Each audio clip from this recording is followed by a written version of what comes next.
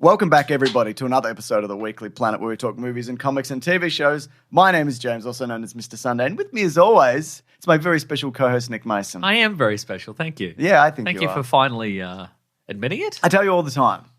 Yeah, but not on air. No, that's true, yeah. That's a good point. You wait till I'm driving away and then you go, oh, you're very special. And I go, what's that? And you go, nothing. I love you. What? Nothing. I said podcast forever. I said good podcast businessing today. Thanks for being a good work acquaintance, you say. And I'm like, I know.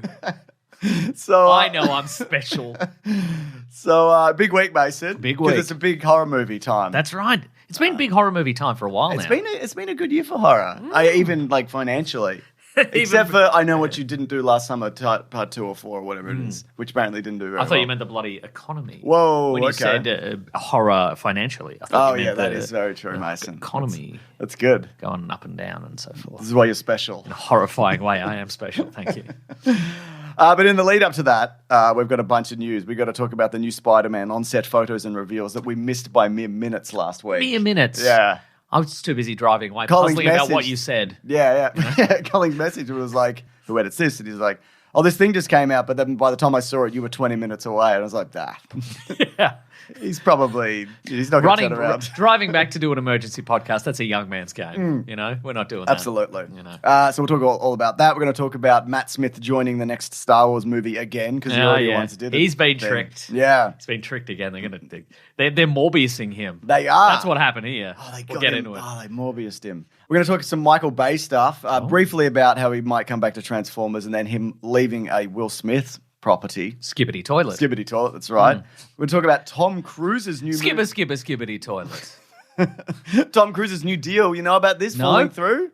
Is the new deal his fake girlfriend, Ana de Armas? Listen, is that his deal that's fallen through? I don't know much, okay. but I know real love when I see it. Okay. And that's Liam Neeson and Pamela Anderson. Oh, bro. Isn't that cute? It is cute. Good on him. Yeah. Maybe it is PR. Whatever. I don't think it is. Nah, he's not really the type. Yeah. No. What else is there? They're just showing him stuff. They're just showing in the interviews. They're just like, look at this. It's a Labubu. What do you think of this? And he's like, I don't know. I'm tall and old. I don't know. Do you have any questions about the movie? No, we don't. I can say unequivocally we do not. Would you like to see Liam Neeson on Hot Ones? Yes. Yeah, me too. God, he'd get asked about Qui-Gon Jinn again. It's true. The thing that he doesn't really love talking about. Okay, let me ask you this though: Do you want him to be on as himself, or what if he's Frank Drebin? That could be really funny. Or Qui-Gon Jinn. Yes. Right? Ghost Qui-Gon Jinn? Yep. So the wings just go through him? Go through him. I can't taste any of this. I don't feel anything. I got stabbed. Trailers ahoy. Honk. It's just TV stuff though. The Paper and One Piece season 2. Oh yeah. Which might be incredible. We don't know. We did watch the trailer. Yeah. But we don't. It's impossible to know. I don't recognize any of this. No. Guy had 2 cigars. We'll get into it. You had 2 cigars? No, the guy had 2 cigars. Oh, okay. Yeah. Would you have 2 cigars? Not at once. I don't like them. Okay. Yeah. You a fan? No. Yeah, me neither. I don't I'm like against it. Yeah, sure. We're going to talk about an update on the Batman 2. And Zach Cregger, of course, who directed Weapons, may be doing a DC project. Craigsy. There's time goes below as mentioned for Collings to put in. That's right. And people to use. Okay. Not to skip anything. Yep. Also, I'll say it up top and we'll say it later. Weapons, we're going to do a spoiler-free section. We're going to try. But I would say if you want to go see it, you should. We'll reveal stuff from the trailers and a general vibe and opinion. Yeah. And we'll say this later. If you want to see it, you should just see it. Yeah, I mean, Zach Cregger's last movie he directed was Barbarian, and I think a similar kind of rule applies. It would be better for everyone. It'd be better for everyone. It's your own time you're wasting. That's right, exactly. You gotta just go in without knowing anything. Yep, it's fun. That's right. It's fun to know stuff. Except when it comes to Spider-Man, in which case we want to know everything before it happens. That's right, and here we go. Let's do that. There's a new costume reveal. They revealed it entirely, as you might have mentioned off air or on, because they were going to start filming. That's correct. Outdoors. And they did, and we're seeing this new costume, which is all like old costumes, but a little bit of new stuff. Looks good. It does look good. It's got external web shooters, which you like. I do like that. Yeah, do you? Sort of sort of clunky, Yeah. which is fun. It is, to me, again, once again, very reminiscent of the 1970s. Yes. The Nicholas Hammond one. Absolutely. He looks good, I think. I agree. Now, would you say that within the narrative he has built it to be to sort of honor the other two Spider-Men that he met? I think there's a bit of that in there, because it's got the big Andrew Garfield spider on the front. Yeah. It doesn't have the big, some live action or some Spider-Man costumes have the back logo. It's not really a spider. It looks like a big tick. Oh, okay. Yeah, And yeah, it's the yeah. big round one. It doesn't have that. Doesn't have any logo on the No, back? it does have a logo on the back, Okay. but it's like a small spider. I can't even remember that. Spider-Man 2026 costume. Yes. Yeah, there's a lot of photos even of people have just taken. They look incredible. Like people are because it's filming out of doors in where, Scotland? Glasgow, I believe. Yeah. Okay. And yeah, there's which is supposed to be New York City? Yeah, New York City. New York City. Or no, it says here York. Spider-Man has moved to York. What? In England, yeah. It's also different from the one that he had on at the end of the last movie. One. But there are some similarities there. And there's some differences in that this is a real costume. This is a real costume. That one's not a real also, costume. And so if I remember correctly, Oh, here we go. Yeah. Yeah, so it doesn't have the big fat tick look, which I kind of like think this is fun. Better. So John Watts, who directed the last three, he said that they never did any practical web swinging because he was like, you can never get it right. I think they tried for some and took it out. Well, they're doing it now and it looks good. That doesn't mean that they're not going to. They're not going to throw it all away. Exactly. Yeah. We don't know for sure, but I mean, I think it's I think it's good that they're trying. It'd be nice for them to try. I agree. Just put some effort in. Yeah. I think there was some MJ and him swinging stuff. Oh, okay. Maybe, but I don't know whether they took that out or not. I mean, they did a lot of it. Not a lot, but there's some in the Andrew Garfield one. There was a little bit in that. But this is Daniel Destin Cretton? Yes. Is it? Yeah, who did Shang-Chi, which I think is a good choice. So I don't know, maybe he's moving towards some more real stuff, which is good. And these behind, I'll tell you what, this is good PR for the movie because a lot of these behind the scenes photos, done officially and also on the streets are looking incredible. Yeah. There's one and you see him from the back and he's sort of head's bowed and it looks incredible. Yeah. And he's on the top of a tank at some point. There's a tank, there's military involvement. Yeah. Now there's speculation on the villains. I think we even talked about Mr. Reverse Colors. Oh, yes. As being the one, but according to Daniel Richmond, it's not him. Okay. But there is Daniel some Richmond's also a big liar sometimes. He often gets things right. I don't think it is. Didn't he say something recently, some DC thing, property, and James Gunn was like, no. Maybe, probably, yeah. Was it that Robin thing? It was the Robin thing. Robin's going to be in Batman 2 or whatever. Yeah, that's the one. Maybe then he's a big liar. Maybe he's a big liar. Yeah.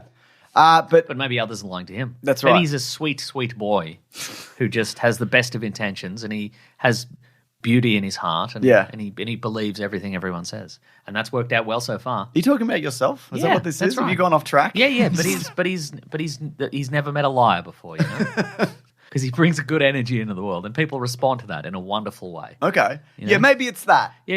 Maybe that's and then I met happened. a man and he was like, sir, and he was crying. And he said, you're such a beautiful man, sir. And this man was a 4-star general, this man. Was he? Yeah, and he was like, sir, you're so beautiful. Like actual tears. Yeah, absolutely, yes. That's right. And he was a big masculine man. Big man. Who wouldn't normally cry. No, but he did cry when he saw me and he said, you got a beautiful energy. That must have been quite moving, or it's something you thought about for a little bit after. No, I forgot about it. Until now. Yeah. But there is like gang kind of symbols that you see in some of the set photos. Some people have said, is this a Silver Samurai thing? Oh. I don't know whether it would be that. What an odd choice. Also, like that's an X-Men villain more than anything else. But yeah. I don't know. Yeah. I thought it was going to be Mr. Reverse Colors. I thought the Scorpion is involved. Yeah, there's a bunch of minor villains in it that will pop up, but there is a bigger threat. Oh, also the Hulk and the Punisher are in it also. That's right. Oh yeah, we haven't seen the Hulk yet. Yeah. Because Mark Ruffalo not on set, and also you just put him in. You just put him in wherever. Yeah. But we have seen John Bernthal as the Punisher, and he's got a more of a cleaned up look. He's got a tight fade. He does, and he's got the very crisp, pristine Punisher skull. They're going for a more costumey look. He doesn't have the white gloves and the white boots, but I think he could. If you look at that thing. Yeah. I don't know. I reckon you could contrive a way that he has to be wearing Because he white wants gloves. to. Yeah, because he wants to. Why are you wearing those? Because I want to. Because I want to, and I've got a gun. What are you 'Cause going to I'm do? crazy. How many guns do you have? Oh, you've only got one gun. I have all the guns. So I'm I'm going to wear. I'm So gonna I'm going to get wear my that gun little. too. I'm going to wear my little white boots and gloves. Yeah, I would love that. Yeah, all in all, it's looking really good from what we can see from these photos, and that's all. Yeah.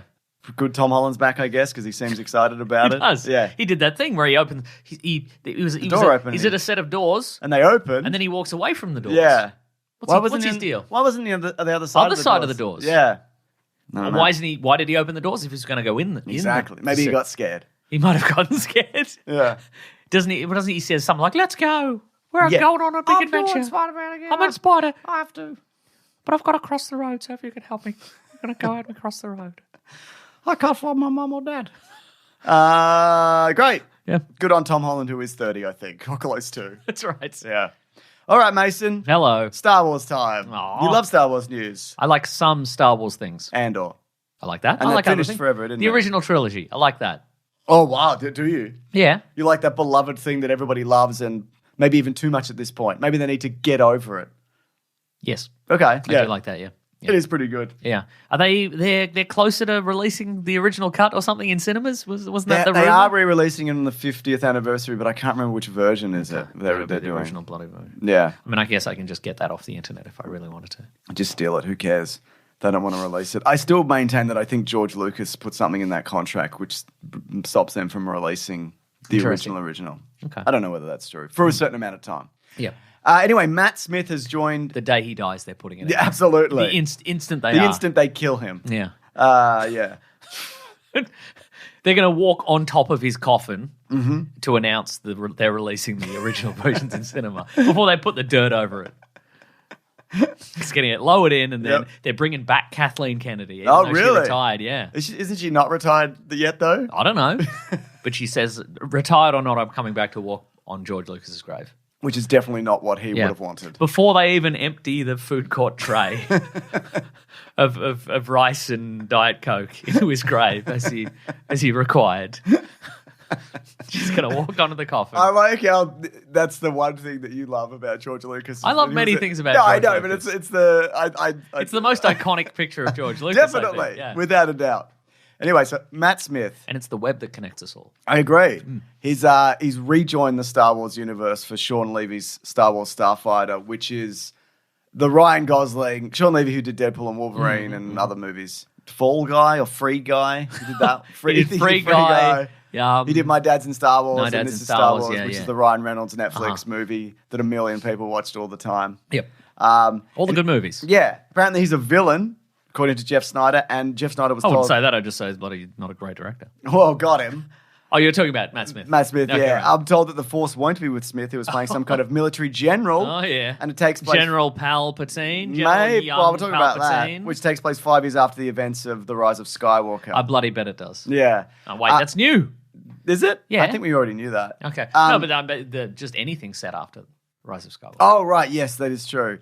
Oh, there's probably comics. I don't know. So Something that counts, man. some people might have heard this, and it's not confirmed officially, but Matt Smith was in The Rise of Skywalker He was initially. potentially going to be a young Emperor Palpatine. And they probably filmed it. yeah. It seems. The idea being that he would have been a younger clone, or he would have been the spirit of Yeah. Emperor Palpatine in a new body, or I something think like I that. remember reading that it might have even been, and I this is just me half remembering, and I couldn't find anything concrete on it, that he was the original emperor, and every emperor that you see is a puppet that he remotely. Ah, okay, right. So he figured out how to cheat death. Yeah. And he does that, and he sits on the other side of the galaxy, Nice. being like, "Safe here. Yeah, nice. People can throw me into pits or cut me in half, and I'll be fine." That's right.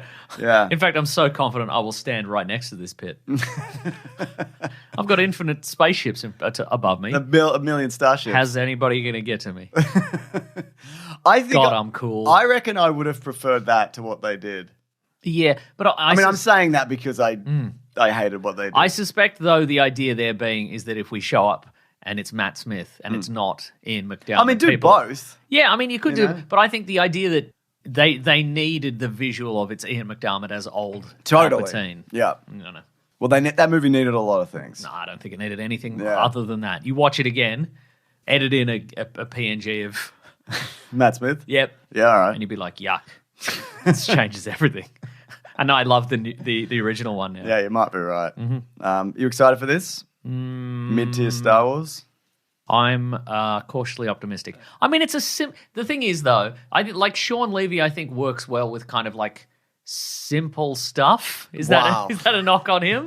But like he seems to be like, oh, this is a straightforward concept. Yeah. And he's. I mean, Deadpool and Wolverine, it's good. A lot of it looks bad, but some of it looks nice. That's good, but it's like I didn't love it, but it's good. Maybe right? this is what I'm looking for in a Sean Levy movie. Is like it's going to be a straightforward meat and potatoes Star Wars, and it looks like Star Wars, and it's just fun, and you don't have to think about it too much. Yeah. Maybe this is the niche. I mean, maybe this is the niche this $1 billion director should finally get into, and then I'll finally be happy. I don't know. It could be fun. Yeah. And he directed that movie where Owen Wilson and I was going to say Idris Elba. He doesn't look anything like Idris Elba. Luke Wilson. No, Vince Vaughn went to Google. And they were he doesn't look anything like Idris Elba. I know why I couldn't. I looked at him. I thought you were going to suggest another black actor, and I'm like, maybe we've got to edit this out. And then you're like, Vince Vaughn? I don't know. Yeah. Okay. I had a few drinks last night. All Sue right, me, then. Mason. Take me to the police station if you have to. Maybe I will. For reckless podcasting, but not racism, obviously. Mm-hmm. All right. So anyway, Star Wars. We'll see if this comes out, which it seems to be. Yeah. What's the release date on that, actually, Mason? I don't know. But what would I've you... already forgotten what we've been talking about. Star Wars Starfighter. Oh. Release date, May 28th, 2027. We got any plot details there? Here we go. This is from IMDb. This movie is a standalone. It's not a prequel nor a sequel. It's a new adventure that we haven't explored yet. Wow. Is there anything else you What need? if a guy Mia was- Goth's in it, Okay. apparently. Okay. What if a guy was a starfighter? What if he was? Premise, here we go. Nah. Right. It may include sequel characters. Hell yeah. Yeah. Hell yeah. Babu Frick? Yeah, sure. Yeah, nice. That little old lady Who? who's like, hello, Chewbacca. Oh, yeah. You know okay. what's yeah. the deal? You know? Yeah, that was good, wasn't it? Remember when we did Big Kisses, Chewbacca or something?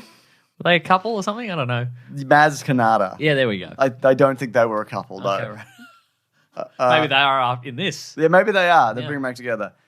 Deadline are reporting, Mason, we've talked about this briefly, but Michael Bay is still in talk to return to the Transformers franchise for a Transformers live-action movie. And as I've said before, don't do it. Who are you saying that to? Everybody. Michael Bay? Yeah. Just everybody involved. The answer to fixing the Transformers franchise is not to return to this. You don't know this, obviously. Well, they don't. Mm-hmm. But he is the reason he made 5 progressively worse movies. Correct, yes. Mm-hmm. And so people lost interest. Yeah. Yeah.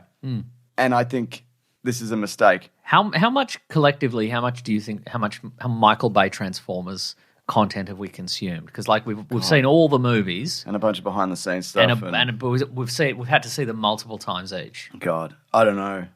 Like, how many times have we watched it? How many hours have we Yeah, put how into many this? hours, I think, yeah. 100 maybe? It's great. When I think about like the research and the recording and yeah, probably, maybe. Is that right? And then just thinking about it. Thinking about it, yeah. Well, more than. Yeah. God, I'm so glad that we've done that. Me too. Definitively, Yeah. though, we don't have to We don't return. have to do it again. But I know, and I've said this before, I kind of want him to do another one. But I want it to be insane in an interesting way Yeah. and not just a boring kind of Michael Bay-esque kind of nonsense movie. I want to like weird things in it. Like And we specific want to be him. short. And no. Okay. If he's 2 hours 40. 2 hours 40, yeah. But anyways, regardless of that, Michael Bay has also exited Netflix's Fast and Loose, starring Will Smith. Oh. Here's the synopsis. Okay. Fast and Loose focuses on a crime boss who loses his memory after an attack and gradually learns that he was leading a double life as a CIA agent.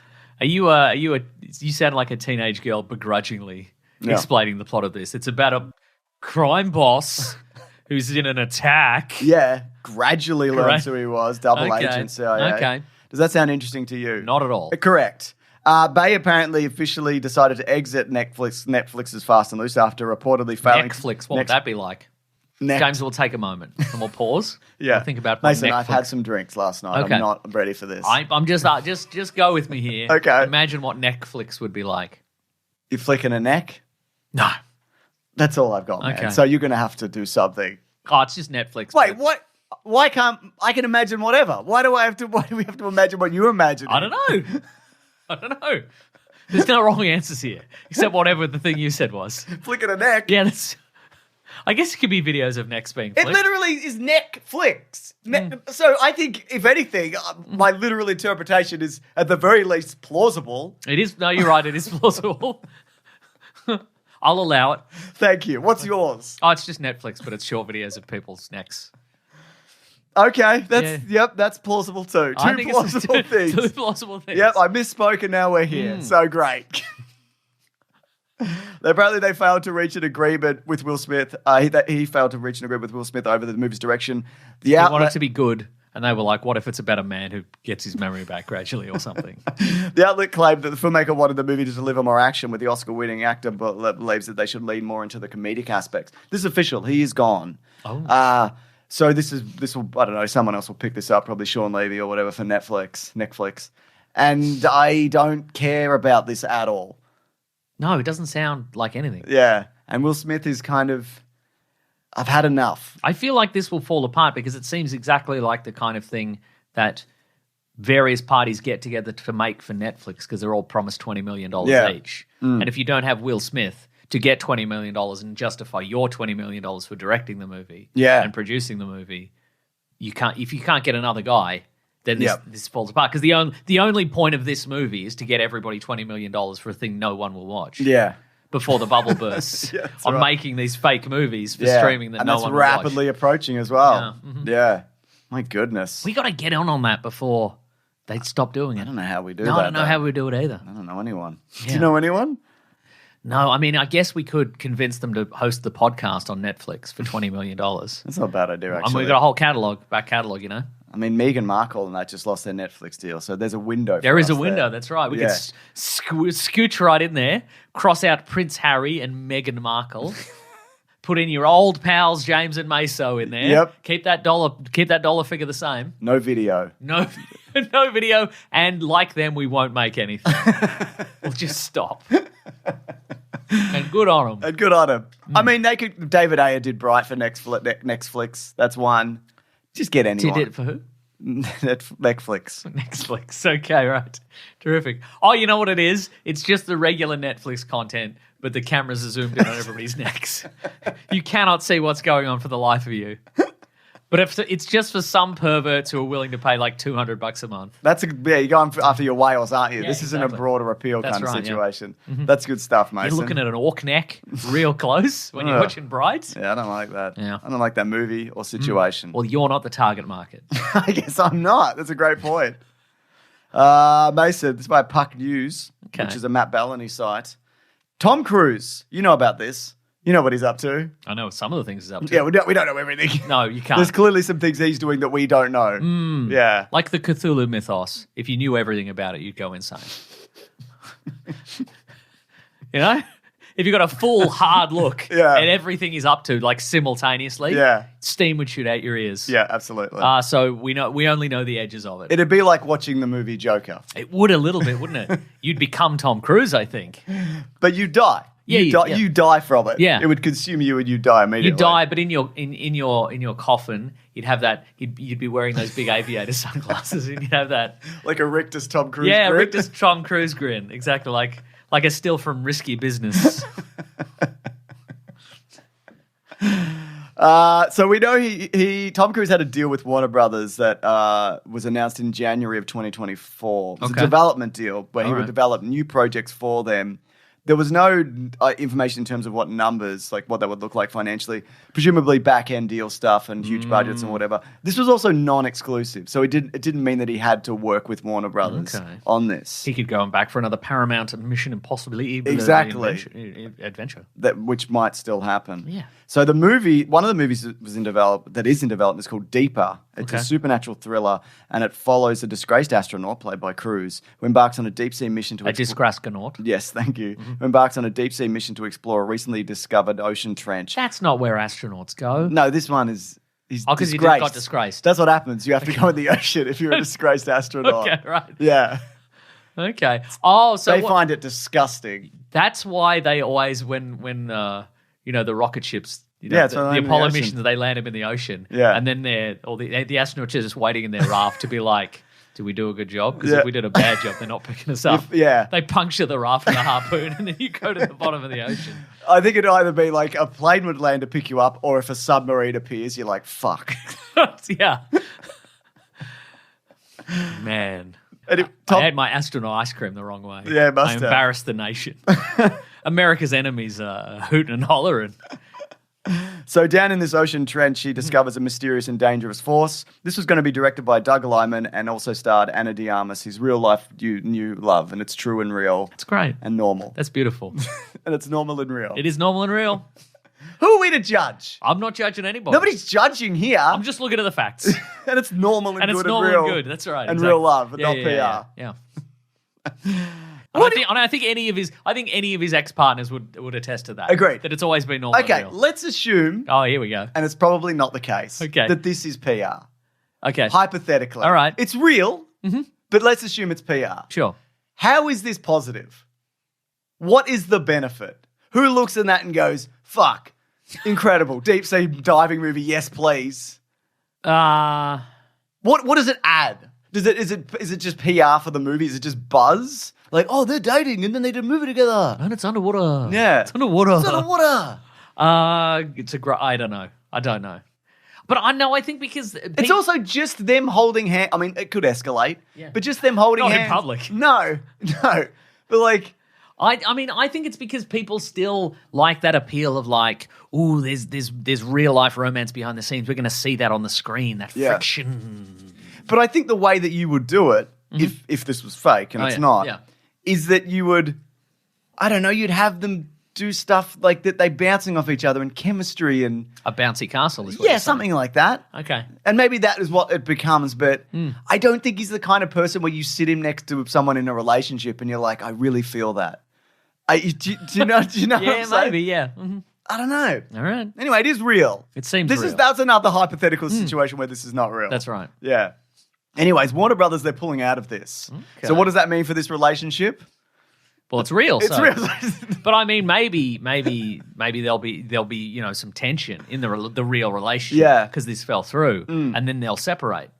Maybe it's kind of like that movie American Sweethearts where they're together for PR. This wasn't even the narrative in that movie. But then they fall in love for real. Oh, maybe it's like that movie American Pie, Maybe it is like the movie American Pie. where Stifler was there. Stifler could have been there. Yeah. Warner Brothers gave no indication early on that the studio was getting cold feet, especially since it already sunk money into the early development, including previs.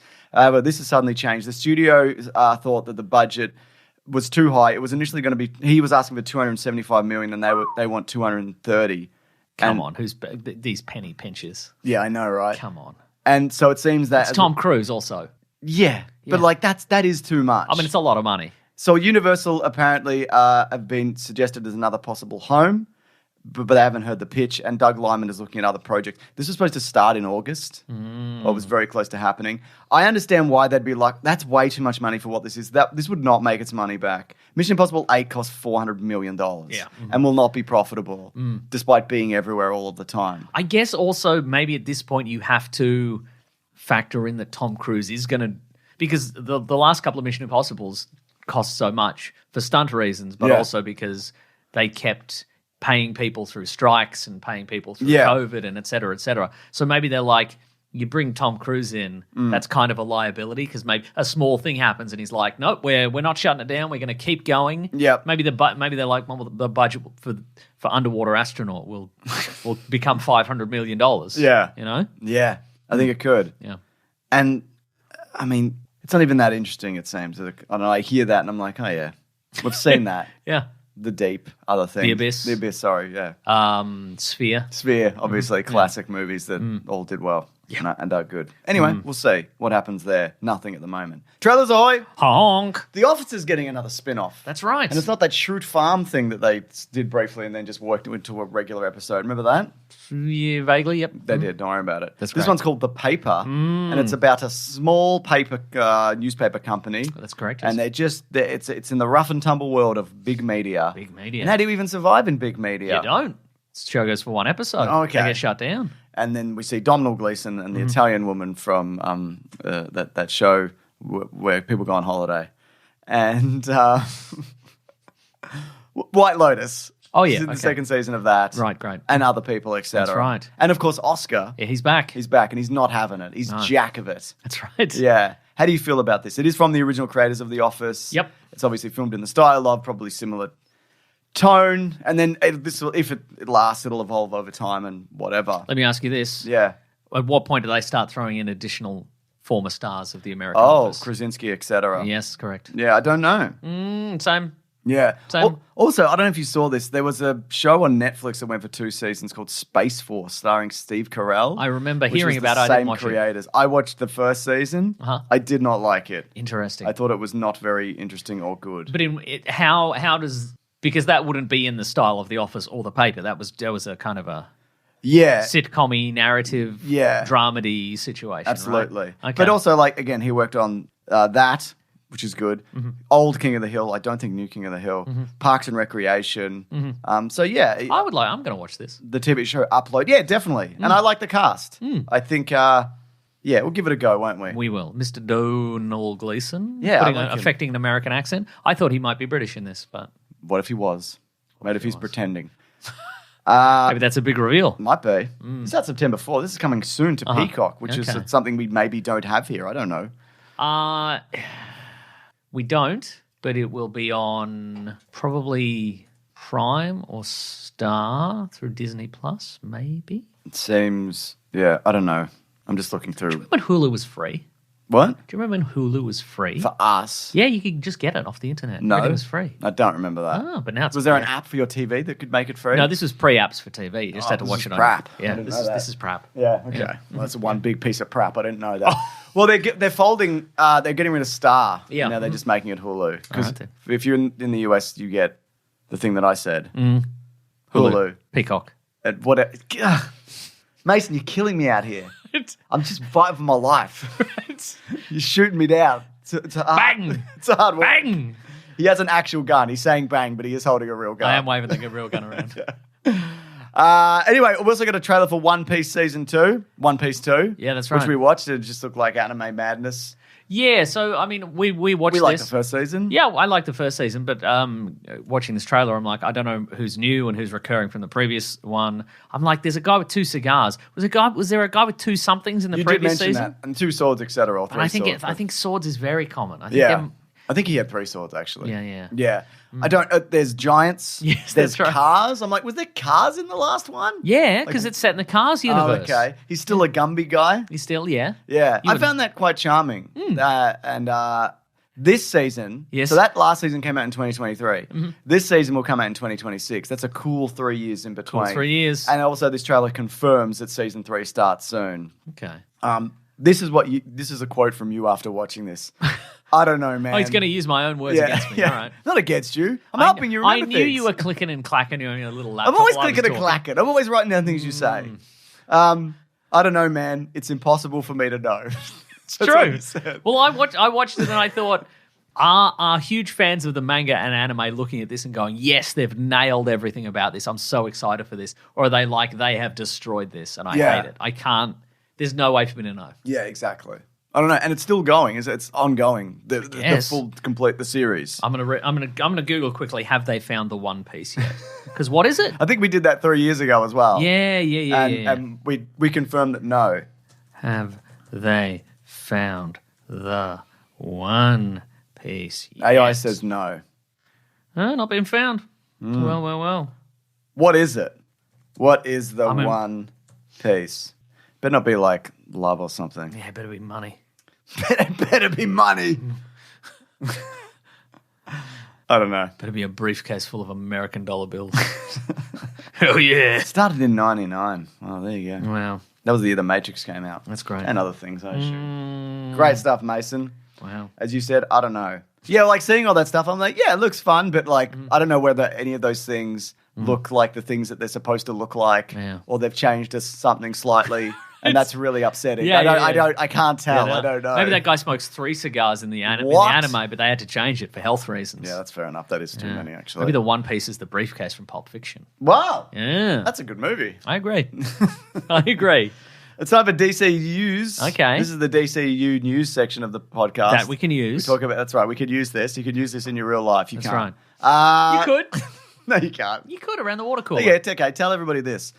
David Zaslav was on a company earnings call. Okay. He's the See, no, this is good. You could use this in the office because it sounds like business talk. That's true. Yeah. You heard about this? And then they get comfortable with it. They're like, I've heard of earnings calls. Yeah. We're on one right now. Why are you interrupting it?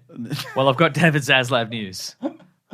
So he, of course, is the CEO of Warner Brothers or Discovery or whatever they've done now. The Batman, which is apparently due in 2027, is preparing to shoot next spring, among several other projects in development. We also talked about how the rumor that Robin was going to be in it, and James Gunn was like, no, he's not. We'll say. He could also be lying. He could be lying. He's a big liar sometimes. James Gunn is also apparently directing and writing the next movie in the Superfamily, Okay. which people took to be, this is going to be a Superman Kryptonian team up, maybe movie, maybe Sure. it's a Superman, Supergirl, crypto movie, something sure, like sure. that. And it's not. We know that it's not going to be a straight Superman 2, and we know it's not going to be a Justice League or a Batman Superman movie. Right, So it makes sense that it's something like that. Maybe it's a Brainiac something or whatever. Could be. Supergirl in that Brainiac comic, the famous one, Unbound, Superman Unbound. Is she I in can't that? remember. I think she is. All right then. Let me check. Okay then. That's a good one, by the way. All right I then. don't know if you've seen it Okay, or then. read it. Yeah, she is. Okay, great. Maybe they're doing that. Maybe that's- John Noble was Brainiac. Oh. That's cool stuff. I should watch this again. It was good. Well, I will. not now. I think I will. Folks, he started Excuse watching me, it now. everybody. Just be quiet. Collings, do not edit this out. I'm going to watch this entire thing with headphones on. It's great. You stay on that side of the table, Mason. I can't leave. No. Also, according to THR, Zach Cregger, Cregger's. who wrote and directed Weapons, which we're going to talk about in a minute, he is apparently working on a new DC film titled Henchman. Now, this isn't official, though. He just decided to write it. Well, yeah, we'll get into that. It focuses on a low-level henchman in Gotham, in the Gotham crime world, who gains notoriety after managing to incapacitate Batman through a stroke of luck. The Dark Knight incapacitate. Thank you. The Dark Knight could appear briefly in the movie with Harley Quinn and the Joker. They're in the project as well. Zach Cregger has not pitched this to DC Studios yet, Okay. but the company is said to be aware of his interest. So that would make sense that they would, at the very least, take that phone call / meeting. Absolutely, yeah. Yeah. I read also that, I think I read this at comicbookmovie.com, but I don't know whether they... He's written the script for the Resident Evil movie? He's doing that before, and there's also something else. The Resident Evil movie is apparently not connected to any of the games or anything. Okay, good. It's saying that... He's distracted because he's watching that Supergirl movie or whatever. Yes, that's right. THR apparently saying this via comic book movie. Harley Quinn theoretically, but probably not, could still be played by James Gunn's Suicide Squad star Margot Robbie. So she might not be Harley Quinn anymore, which is like, she's done it like 19 times. So Correct, yes. Fair enough if she didn't want to do that anymore. Cool. What do you think about that? Whoa. There is an episode of the Batman animated series where Batman, a lowly henchman, thinks he kills Batman. That's right. And then it kind of spirals from there. So it sounds pretty similar to that. And there's a couple of stories where a lowly henchman thinks he killed Batman's parents, and he did, because it was Joe Chill. He knew what he was doing. Yeah. Yeah. That's good stuff. Do you like finding out that Batman, do you like... Yes. What do you like, Mason? Do you So hard to say now. My tastes are very hard to define. Will I like this movie we're reviewing? You don't know. Don't know. You don't know. Do you think Batman knowing who killed his parents Yes. is better for the narrative or not? Yes. Yeah, so you like him knowing that it's Joe Chill? It depends on... And then can have interactions with this person? I think it depends on the day. Because I like the idea because it means he's not just on this drive to beat up everybody in the world because eventually he'll get the guy that killed his parents. Yeah. Like he's doing it. He knows who killed his parents and they've gotten justice for that and he's just being Batman because he likes being Batman. I think that's interesting. Okay, but I also think it's interesting that he knows that he's never going to find it. Yeah. And it's what he's doing is not directly looking for the guy. It's just like, well, I'm driven to do this regardless. And also for people who, don't catch up with the comics, that's been variously true and not true throughout the years. After the 1990s DC Universe reboot 0 Hour, Batman looked through time and he realized that Joe Chill was not there when his parents were... Joe Chill was in prison while his parents were being killed, so it couldn't have been him. Surely somebody would have... There would have been a paper trail, Mason. You don't need a time-looking machine. He used a time-looking machine, all right? Because it was all about time-looking machines in that. I guess reboot. it was, yeah. And I think the idea there was like, well, now he's just he's even more grim and gritty on account of he doesn't know who done it. Yeah, he's like, God, I wish I didn't know that. Yeah, and of course in the Tim Burton Batman movie, it was the Joker who did it beforehand. Yeah. Interesting. Something to talk and think about. It is. But not now. We got to move on. No. Weapons. On a budget of 38. Everybody needs good weapons. Some people do. With a little understanding, you can find the perfect blade. Yep. Weapons You just should be there for one another. That's when good weapons become good friends. There we go. I did it. No, you didn't. I did. I mean, you did it. Yeah. But it's not like that was anything. This is set in a neighborhood. So Mason did the TV show Neighbours theme song, but he replaced some of them with weapons. And I think you said blade at one point. I did, yeah, it's true. So I think I pulled it off seamlessly. Yeah, I don't. To what end? Like, what do you mean seamlessly? I don't know. Yeah. I don't know. Okay, let me just. Sometimes you just do stuff, James, and that's why people love us. I'm just going to handbrake turn back into what we're actually doing. A man came up to me and he said, he had tears in his eyes. Did he? And he said, I love what you do on the podcast. And he was a big man. Is he a man who, like, you wouldn't think would cry very often? Yeah, big truck driver, I think. Really? A big truck driver as well. Stoic, would you say? Bigger than the truck he was driving. And he had tears in his eyes and he said, I love... You guys are beautiful, is what he said. You got both of us. Yeah, that's right. Yeah. That's good. Yeah. Oh, you've changed your tune. I like haven't this you? now. Changed your tune, haven't you? Yeah. Cool. On a budget of $38 million. Cheap. Zach Cregger apparently took home $10 million for this. Nice. Is that on top of the $38 million? No, I think that's part of it. So this is a $28 million movie. Potentially. Wow. The box office for this, it looks like it's going to have a $40 million US opening. That's already covered its bloody costs. Yeah. And they reckon, depending on tracking and whatever, this could end up with a $200 million total. This is huge for a movie like this. Warner Brothers are actually having a good run. They had Sinners, Final Destination, F1, Minecraft. Oh, yeah. The Alto Knights. These are good movies. Yeah. These are good Is movies. that the one where Robert De Niro's two brothers? It's two blokes or something. Wow. Two different crime bosses. Do you think the Sinners boys will meet the Alto Knights boys? Oh my God. Right? No, I don't think No. that will happen. Okay, I that's don't a think shame. that's going to happen. Okay. So David Zaslav, he's kicking goals all year. Absolutely. Oh, Superman came out as well. That's pretty good. Yeah. That's good. Yeah, that's yet to make its money back, isn't it? Well, James Gunn is saying it doesn't need $50 to $650 million to break even. So he stepped off the back of his hay truck and he said, this doesn't need $600 million to break even. Without spoiling it, Mason, what do you think the story was? Bearing in mind we are going to do a non-spoiler and spoiler section, but as mentioned up top, if you really want to see this, Yeah, that's right. do not listen to any of this. That's right. And we're going to try our best to keep it to just the stuff in the trailers. Okay, so it's a little town. It's called Maybrook. And one night at 2:17 a.m., 17 kids. Yep. They all wake up, different houses. They walk out of the houses, and they run out into the night, and they're gone. Mm-hmm. And you might be like, so what? Who cares? Happens all the time. Yeah. Well, guess what? It's actually unusual. It's quite unusual. First of all, because the 17 kids represent 17 eighteenths of one particular third grade class. Mm-hmm. So they're all from the same class. 17 18. That's good stuff, Mason.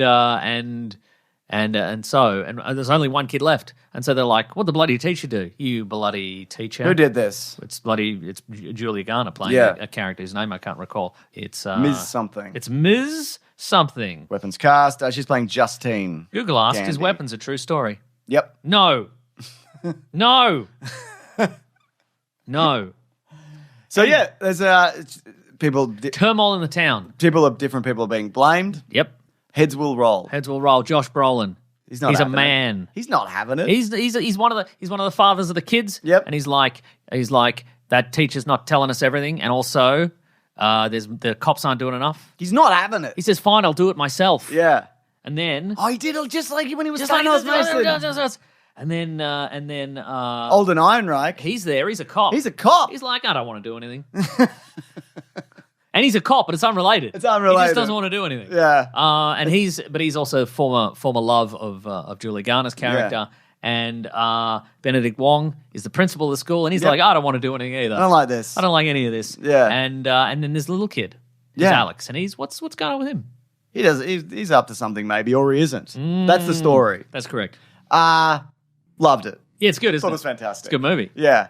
It does the it's got that storytelling approach of we see the events of, say, a night from the perspective of one character. It reminds me of that classic 90s pulp film, Go. Oh, yes, that's right. If you recall that one. I do. Everybody's raving. Yeah. They're going on a rave, and then they were in a car. Yeah. And then Katie Holmes was there. Katie Holmes was there. Yeah. Tim the Elephant. Yeah. Yeah. Sorry, go on. You were saying. And then, you see the events from one particular part of the night, from one perspective of one character. Then we give the old switcheroo. We switch to another character. Yep. And we sort of keep building on the narrative. And There's overlap. there is overlap, yeah. It's great at building tension out of, I say, of nothing.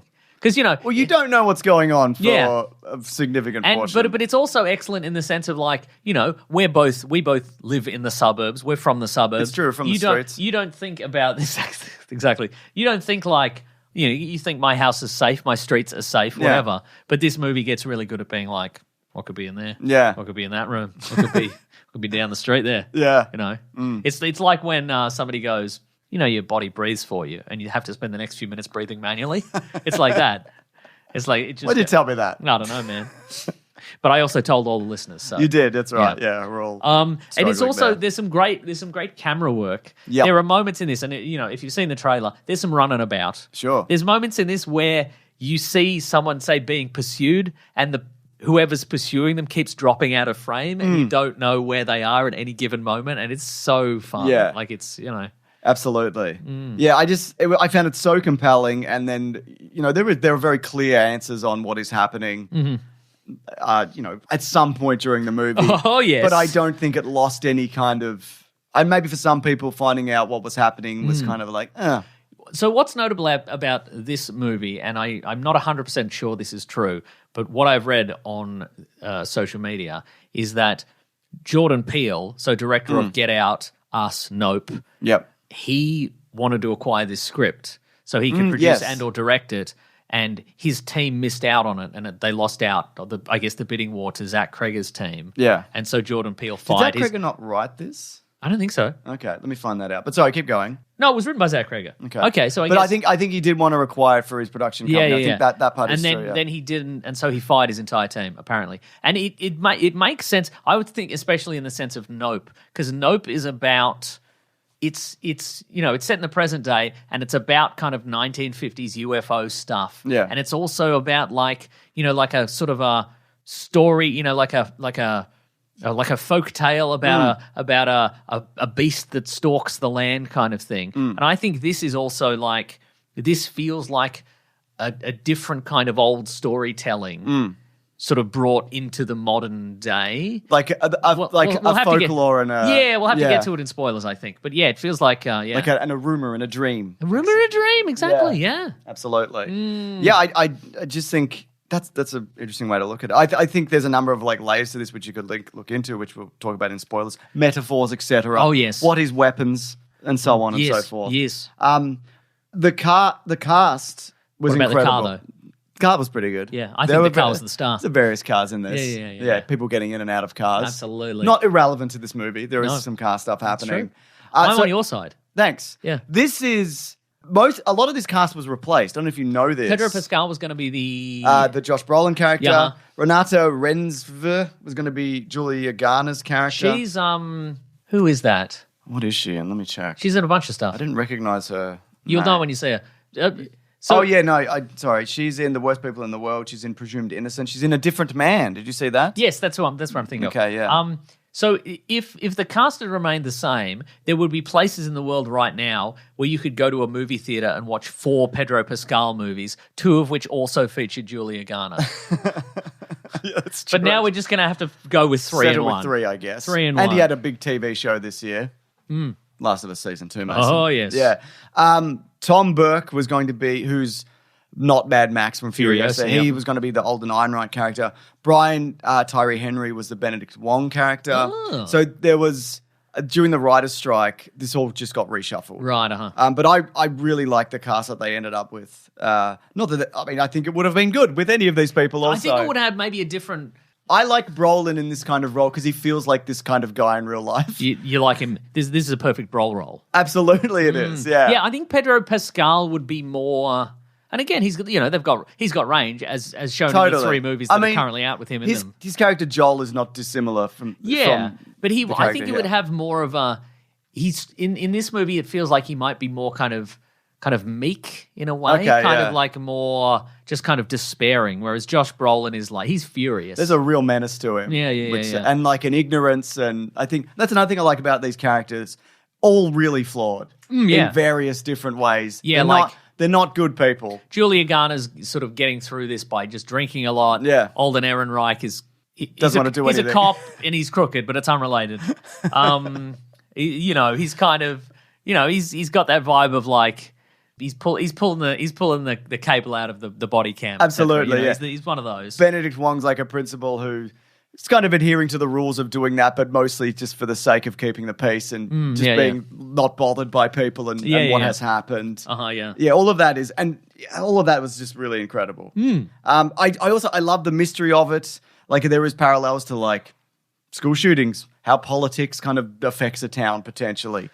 I think people are going to see different things in this. They might see a big floating gun in the sky. You for might not example. even. I think you might go. I don't know how much of these are like intentional. I think like I'm like, well, this is kind of what I see in it, but I don't know. I also feel like maybe in the writing of this, Cregger is like, I don't want to have it to be an exact 1-to-1. Yeah, like I don't want it to be like, well, this is a really solid metaphor for school shootings or whatever it is, because it's not. I think it's just like it's vibey. Yeah, absolutely.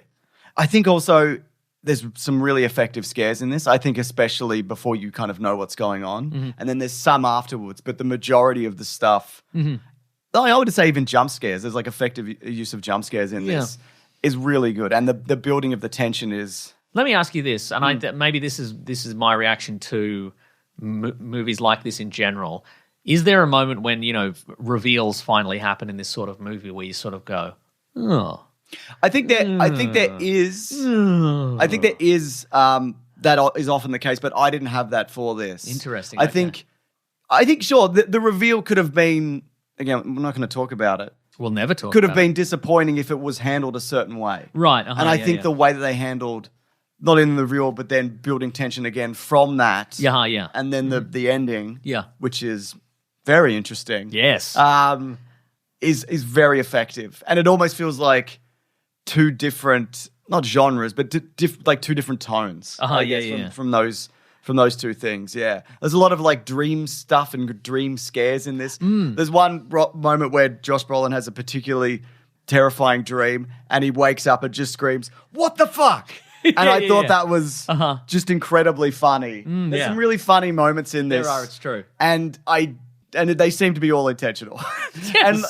But some people might be like, "Oh, it's funny."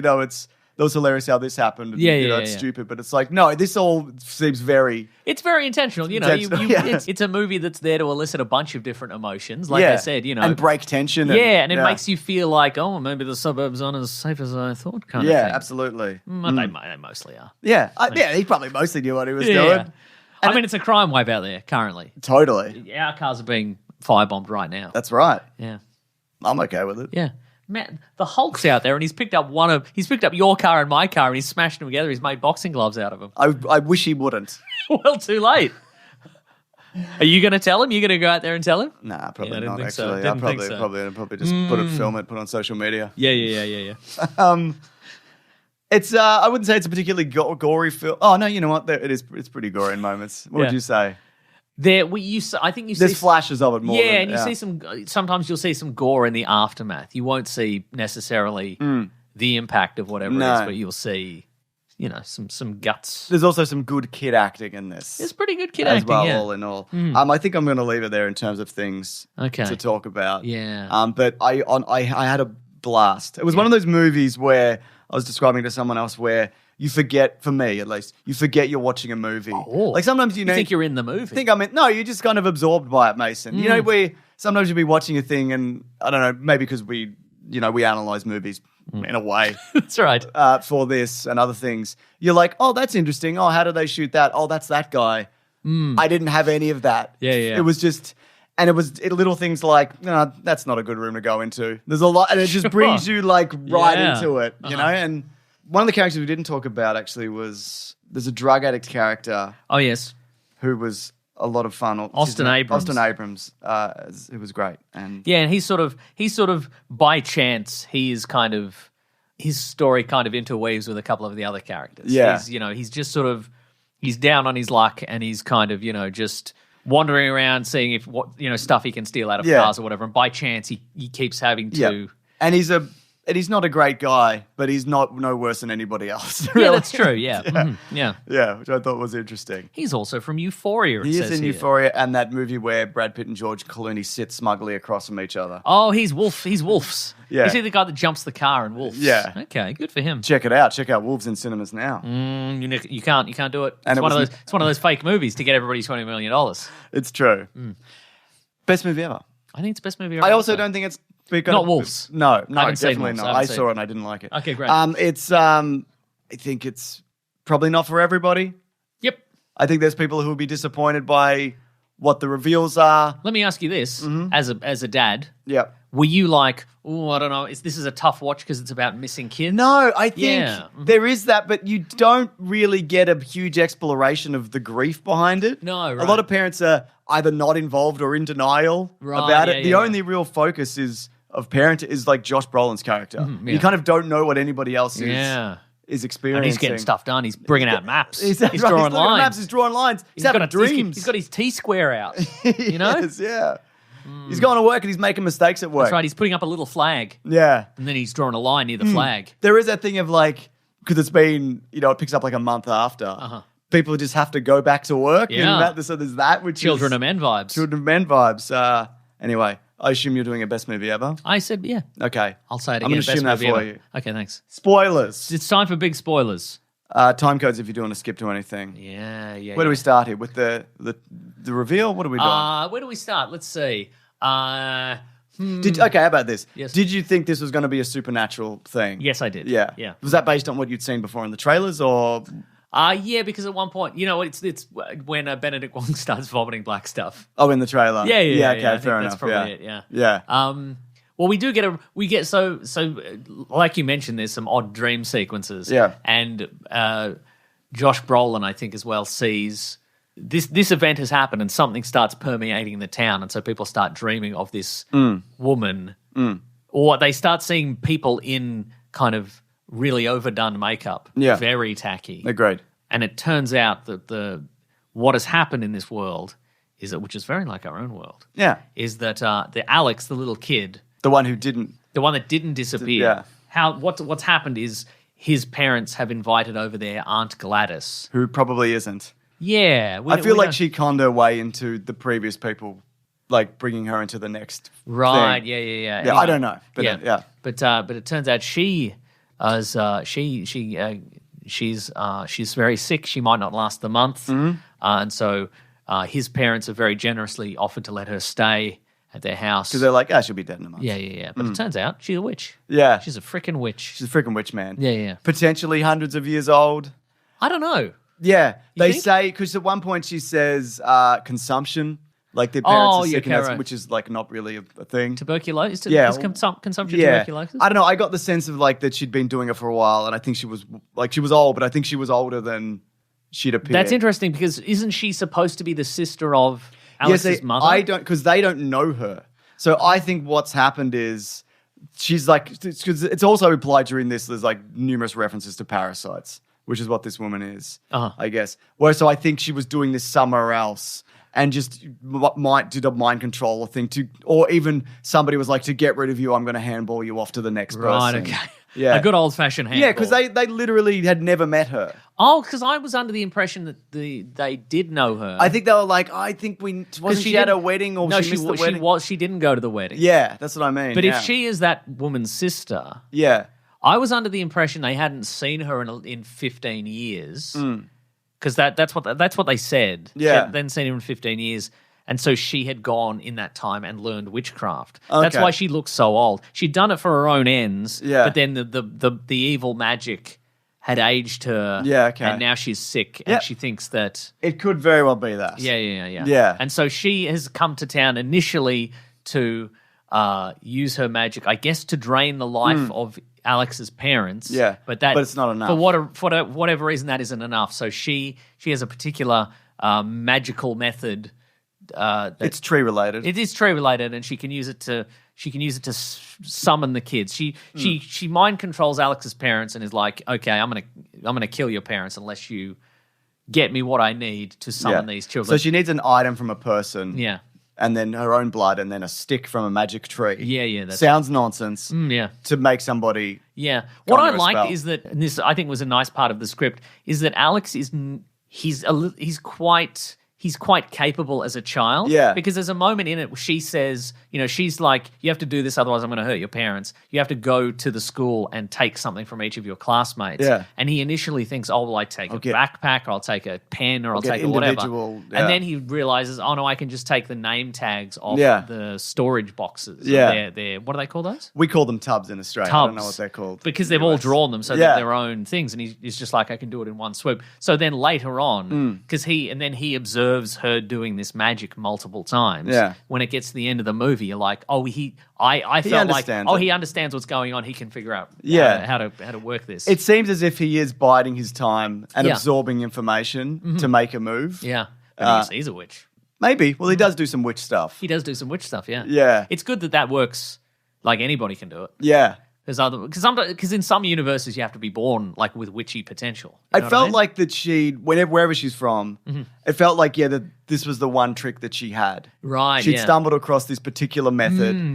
Because then when it turns on her, yes, which we'll get into, she doesn't know what to do. Yeah, that's true. That's it. There are no other options. So basically how the magic works is you get a stick. Yep, from the magic tree. You get a magic tree. It's like a big bonsai. Yeah, and then you get a little bowl. You fill it with water. You put in a little element from some like a personal item of somebody's, and then you get some of your own blood on the stick, and then you give it a little wrap up, and then you snap the stick, and in doing so you summon that person wherever they are. They will come to you, or you can put and once you've got that person kind of under your control, then you can command them to kill someone. You get a little personal effect, like a piece. Is snapping the stick when they kill, and then the blood is when you've got them under control? Don't know, James. I can't remember. It's not that. It's not. I imagine it's all consistent, but it's you not. don't have to say what you're doing to. Oh, no. So you've got an element of control over a person, but you can't.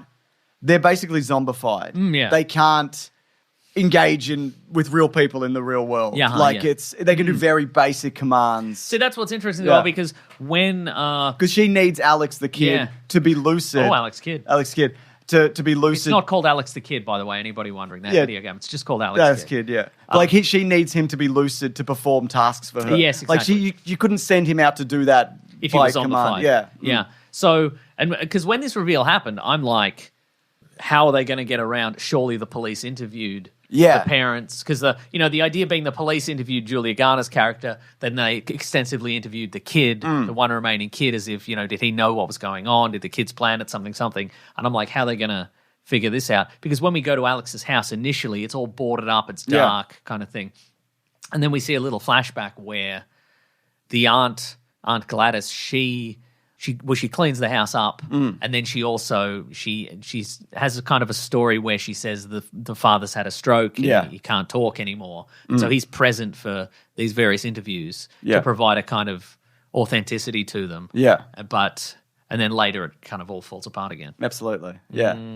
Apparently it drew inspiration from Magnolia. Okay, for me it reminded me of the book and the movie, which I've never seen either of them. The Witches, the Roald Dahl. So just the book of the Witches, just the cover. Yeah, there's the cover. I thought the Witches, but she is a classic, The Witch's Witch. Yeah, even wears a wig. And so when I watched this and I thought, Nope is about a monster kind of stalking the land. It's kind of a fairy tale thing. To me, this was like a Grimm's fairy tale. Absolutely, it's like a Hansel and Gretel gingerbread house. It's kind of the witches, as you said. The Pied Piper kind of thing, that kind of thing. So I thought it was interesting to take this kind of very common thing of this happens to a little tiny little country town or a town in the middle of a forest or something like that, and then bring it to modern suburbia. I thought that was interesting. And it also makes sense that if it's in modern suburbia, nobody's seen anything like this. You wouldn't be looking for this. No, that's true. So even though the cops are wildly incompetent in this, there is no reason that they could have figured out if they had. If they had, to a degree, but they're a degree, T-square. Sure, but it's also nobody.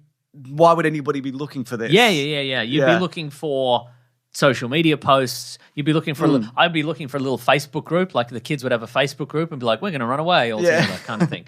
So so basically the Aunt Gladys has summoned all the kids to the house into the basement. To feed off their energy. Is that what was she going to eat them? I think she just draws for their life force. Right, okay. Because when it's released from the spell at the end, the parents are cooked forever. Yeah. So I feel like they've been under it for the longest. Some of the kids start talking again, and I'm guessing it depends on which one she's been drawing upon and how long they've been under. Presumably Alden Ehrenreich's character would have been fine if he wasn't shot in the head. Yeah, like Josh Brolin's character was under the influence, but he was fine because he was only like matter of minutes. Oh, also, I don't know if you've read the Scott Snyder, Catherine Meyer Griffith comic Witches. There's a bit of that in it. That's like modern day witches. It. Oh, yeah. There's like, clown Pennywise kind of stuff in it, etc. Is there something to read into the fact that both Zach Cregger's horror antagonists have been hideous women? Something to think about. Yeah. Is that just... You're saying he's a racist. Yeah, I'm saying he's a racist. Yeah. I don't know. I mean, the other thing is like, maybe, but also like the previous one, not I guess, which is spoilers for this if you haven't seen it, that is also a tragic case. Yeah, she's more of a victim. Yeah. But this might not even be a woman. It could be a demon. It could be an entity, like in a body. Oh, yeah, I don't know. Yeah. I feel like it's like somebody from like the 1700s, but again, I'm looking forward to, and I don't know if Zach Cregger does these kind of interviews, but I'm looking forward to subsequent weeks where he has to explain with a fine-tooth comb, detail to detail. No, she's not a demon. No, she just went away for a few years and she learned witchcraft or whatever. That's what I'm leaning towards. She's just a regular woman. Yeah, probably right. Or you're not. I think she is a woman, but I think she's old. Okay, right. So there's also like a method where if you get somebody's hair or an item of their clothing, put it around the stick and you snap it, then you can command somebody to just relentlessly pursue and bludgeon that person to death. Like a heat-seeking missile or weapons. Yeah, exactly. And your eyes bug out of your head. That's right. From, I don't know, I guess your brain is just like overloaded with... Do they always vomit the black stuff? Because only Benedict Wong vomited the black stuff. That's true. I don't know, actually. I do not know. Also, June Diane Raphael's in this. Oh, yeah, very briefly, From How Did This Get Made? Yeah. She's fun. Very briefly. She's Alden Ehrenreich's fiancée, I think, and who Alden Ehrenreich's character claims he's on a break from, so he can have sex with Julia Garner again. Man. And then she's like... No, I'm gonna pursue you as unto a weapon. That's right. What do you think the big gun was? Oh, the big gun in the sky. So Josh Brolin has a big floating gun dream. Yeah, I don't know. A school shooting? Is it literally just weapons? I think it must be because he refers to these when he sees Benedict Wong and when he sees because he's. I'm looking at kind of all this ring camera footage of the character of all the kids sort of running away and they run in a straight line and he says they're like a heat-seeking missile, they're like a weapons. Yeah. So I don't know. I mean, a bullet from a gun goes down. I don't know if you know this. Eventually, it goes down. Yeah, true. I mean, he could be a veteran. We don't really know anything. Yeah. True. Again, we're looking forward to these interviews. Yes, that's right. Yeah. Josh Brolin, why did your character dream of an M16 or whatever? I don't know, man. I was just looking at a green screen. I didn't know he was going to put that there. There was so there become this. And I'm mad that my character went, wow, that is accurate, because I don't even know. I don't even know what it means. That is true and accurate. What I'm seeing. So there is like a fast zombies element to them, and it's kind of terrifying because also depending on who's chasing you, they're out of their absolute mind and will pursue you until you die or they die. Exactly. But it is a zombie thing where it's like, seemingly it's like destroy the brain and they go down, but anything else, they'll just keep coming up. But it is used to like comedic effect because the junkie character and towards the end of the movie attacks Josh Brolin and he just keeps fucking ragdolling him. Right, and he keeps getting up. At one point he throws him over a table. Like he Aikidos him. He uses his own momentum to fling him. Yeah, it makes sense because he's big and that guy's like I like that Josh Brolin, 40-kilo was junkie. big, but he was also not, like he was quite vulnerable in the sense. Yeah. Like to me it felt like. He wasn't an action star character. But he was kind of like, it did feel like, it still felt like dangerous to him. Like there's moments where he's just like on the street in the suburbs, it's nighttime, or like, Benedict Wong's running at them and he's like, I don't know. Like at one point they get hurled into like a convenience store or a fridge and he takes a long time to get up. I thought that was, Yeah. He's old. Yeah, he's old. But I like the fact that they were like, he's not going to be the big tough guy. He's quite vulnerable. Yeah, absolutely. Yeah. It's good. That was all good stuff, man. So the ending. Yes. which I think is incredible. It's also funny, and it's deliberately funny. It is funny and deliberately funny. It all comes to a head where all the characters come to the house where the witch is staying. Yeah, so the witch's plan is to leave the next day. Yes. With the kids or not on it. I think take the main kid. I think that's the main. Yeah, because he can acquire more. I think she realizes that like things are catching up with her. If there's police showing up, people are asking questions and So one of the things she's drawn a bunch of lines of salt. Yeah. In that they're like alarm triggers. I was like, oh, what's this? Is another witchcraft thing? No, it's just a command that she's giving them. Right. Like if they see anybody cross the line, that's when they attack. They attack, right? Yeah. But you don't need to snap a twig. I don't know. Anyway, Julia Garner and Josh Brolin, they finally figure out they're on the same side, much like Thanos and the Silver Surfer. That's good. Maybe they're both on a team. Maybe they might be on a team together. They might be on the big space Avengers. They might be on the Annihilators. Yeah. But anyway, so they go to the house. They go back to Alex's house, and they're like, "What's going to go on? What's going to happen here? What's going to go on here? What's going to go on here?" And they get attacked by everybody in this movie who's been zombified at this point. So Alex's parents and Alden Ehrenreich and Austin Abrams' character. James. His name is His name is James. Yeah. He named it James. Yeah. Austin Ehrenreich is Austin Ehrenreich. What's his name? Alden Ehrenreich. Alden Ehrenreich gets shot through the head. Yeah. As does the James character. Yeah, that's right. Yeah. But in the meantime, and Alex is being pursued by his parents who are going to trying to kill him, zombified state, and so he retreats to a room.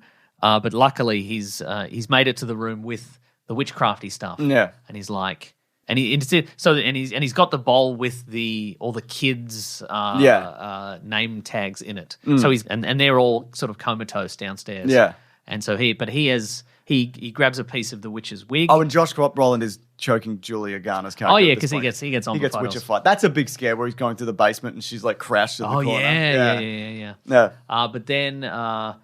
So it's all going down, and Josh Brolin's about to choke Julia Garner to death, and then the kid does his witchcraft and he snaps the twig, and then all the and she instantly knows something is. That's exactly right. Wrong. And so the kids. So then all of a sudden the kids are heat-seeking missiles to kill the witch, and so she has to go on the run. Yeah. Also, it's broad daylight. It is broad daylight. It's very funny, and they're just crashing through windows, tearing through the neighborhood. She's running. It's like that scene in that first Spider-Man movie where he's just sort of running through the suburbs. Absolutely, yeah. It's Ferris Bueller. It is Ferris Bueller, yeah. And so they're just tearing through the suburbs and they're smashing through windows. And she's like terrified because she doesn't have anything. She's like, oh no, this is my own medicine. I don't like it. And then they finally catch her in a front yard. Yeah, and they just tear her head off. They just tear her to pieces, just shreds. It's pretty funny. And that stops all the magic. Josh Brolin recovers. Anybody who's under the spell comes out of it. The kids are just mortified and just. Oh, I also like that. I also liked, and this is probably, you can probably join the dots much earlier in the movie, but at the end when he finally finds his kid and it's kind of one of the mean kids. Yeah, absolutely. I thought that was interesting. Yeah, like, well, that was revealed a bit earlier. I wasn't paying attention. Okay, I was on my phone. Yeah, he would have a mean kid. Yeah. Like he's not nice. Yeah. But I thought it was he graffitied their car and whatever. Like he's. Oh yeah, that's one of the reveals. So also so quite early in the movie, Julia Garner's she's stopped at a convenience store or something like that. She comes back to her car and somebody's written witch. I think it's in their car. She's at her house. Oh, right. Yeah. And somebody's written witch on the side in red paint, and then we reveal later that Josh Brolin. Brolin did it. And he wasn't wrong. There was a witch. Yeah. He was right. He was right, yeah. Yeah. Fantastic. Anyway, there's an alternative ending apparently via Comic Book Resources. Zach Cregger said he had this idea that Mrs. Gandy and the kid were going to go and they were going to get their ideas, and then they were going to use the tree and they were going to go collect people to be in their little army, and then there was going to be a showdown with Gladys and her little army. So we're going to kind of have a gang war at the end. I really thought that's where I was going to go. I think this is not this. What they did is better. I think what was going to happen? Who was going to get? The kid and Gladys gets an army of people and then set them upon each other. Oh, each. So they're on opposing sides. Yeah. Okay. I think being chased through the neighborhood and torn apart by children is much funnier. Yeah. More satisfying. That's interesting as well because earlier in the movie, the child is narrating this, and I don't know if she's. I don't think it's revealed who it is. Yeah. But the child who's narrating it says that what happened here was so embarrassing for everybody that they never told anyone, and it was so tragic. And I guess if you were like, okay, two armies of ordinary citizens just tore the shreds tore each other the shreds, you wouldn't you'd cover that up. Probably, yeah. You'd probably cover this up as well, but you also just might I think be it's like... also like, I don't even know what this is. Right, yeah. I think they'd probably be like, this woman somehow kidnapped them and the kids killed her. Like, that would be the... Yeah, that's probably true, yeah. And some of the kids never speak again and Yeah. for various reasons. To either trauma or because they had their brains melted by a witch. I'd probably say it was microplastics. Yeah, probably. Yeah. Yeah. And it's, you know, it's sad also that the main kid, Alex, like his parents, they never recover. They're fully basically comatose. Also, he has to feed everybody during the movie. There's that element. Also, when the witch is being pursued... It's also when his parents are trying to kill him and Josh Brolin's character is trying to kill Julia Garner's character. There is that tension of like, oh, they're going to kill this woman quick for this order to stop. So there's like a ticking clock element to that. Oh, if they could please kill this woman real quick. You also know the exact moment where it happens because they grab her mouth and just like pull the top of her head off. And then that's instantly where like, yeah, that would be. Yeah, that'd that would be. I reckon that'd get most people. That's like when you go, the only way to kill a vampire is put a stake through the heart. I reckon that'd kill anybody. Absolutely. Honestly, you know? I thought Amy Madigan's character was... So she's Aunt Gladys. The witch, Aunt Gladys. I thought she was so terrific and like creepy. And also I like the way she preys on people's like sense of like social decorum. Like she'll be able to get inside somebody's house. She's able to set something up weird where they're like, what's happening? Because she goes into Benedict Wong's house and she's like, can I have some water? And he goes, okay. And she goes, can I have it in a bowl? He's like, He's like, all right, I guess. Yeah. What's this you're doing? It'd be, now she's in the house, it'd be weird to kick her out. Yeah. Yeah. So it's just kind of, she plays on that, which I thought was interesting. Yeah. That's how you do it. That's probably how I do it. You always go into neighbours' houses and be like, give me a bowl of water. Give me a bowl of water. Here's some reviews from the Planet Broadcasting Great Mates group, Mason. Whoa. People who love things or don't love things. Oh, my God. Let's find out. Maybe they love hating. Maybe. Brandon Douglas says, Zach Cregger is your next brand director. This has been on my radar for 2 years plus, and I'm so glad this didn't disappoint in the slightest. Cregger's balance of complex mix of storylines and characters with weight and emotional stakes. I'm so glad a movie like this can be made. It's brilliant. Best movie ever. We used to call those auteur directors, but I guess we can call them brand directors now. Brand name directors. Brand... As opposed to home brand directors. Yeah. You know? Sean Levy. That's what you're saying. He's all right. Leave him alone. He seems all right. Yeah, he seems all right. I don't know. Mitchell Hall says, this is genuinely a banger. Very fun at a completely sold out cinema. Really like the structure and how it all pieced together. Uh-oh. Maddie Pajomko says, sorry if I pronounced that wrong. He didn't say that. I said that. Well, now I don't know who's saying what. Yeah, I know, right? This whole movie is a sponsored ad for Ring Doorbells. A witch does voodoo and kidnaps kids. There's a spooky house. Are they in there? Yep, they're in the basement. I enjoyed most of this, but the third act really dragged. There was no need to explain every single detail. Yeah, fair enough, I guess. It's interesting because I think Ring has become sort of like the shorthand for any kind of doorbell camera now. True.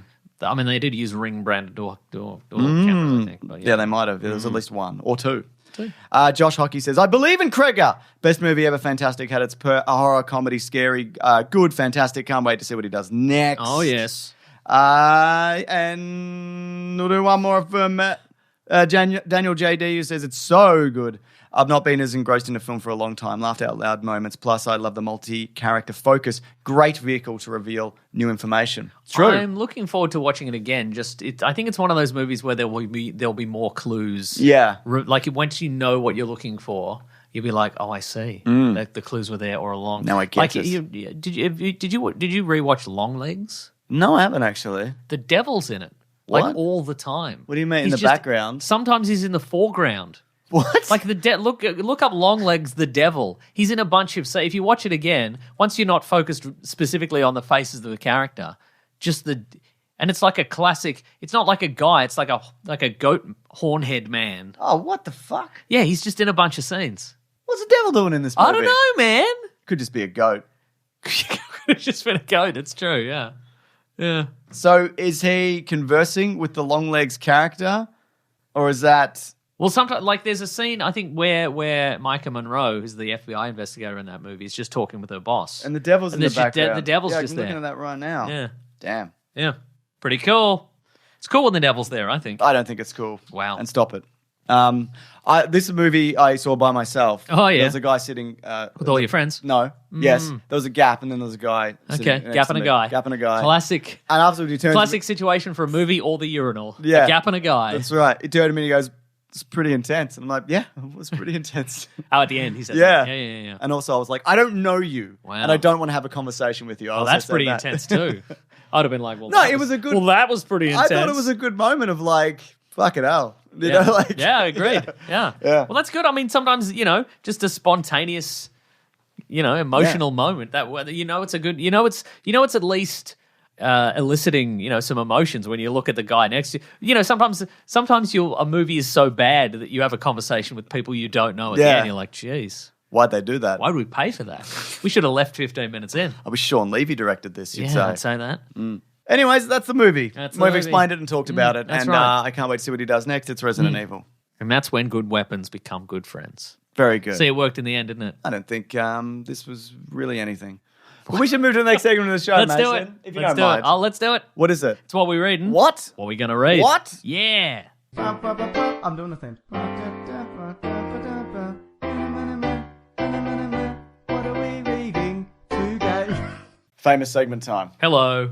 Famous Famous last words. I know. I was been thinking about recently. Somebody was like, "Would you introduce new segments?"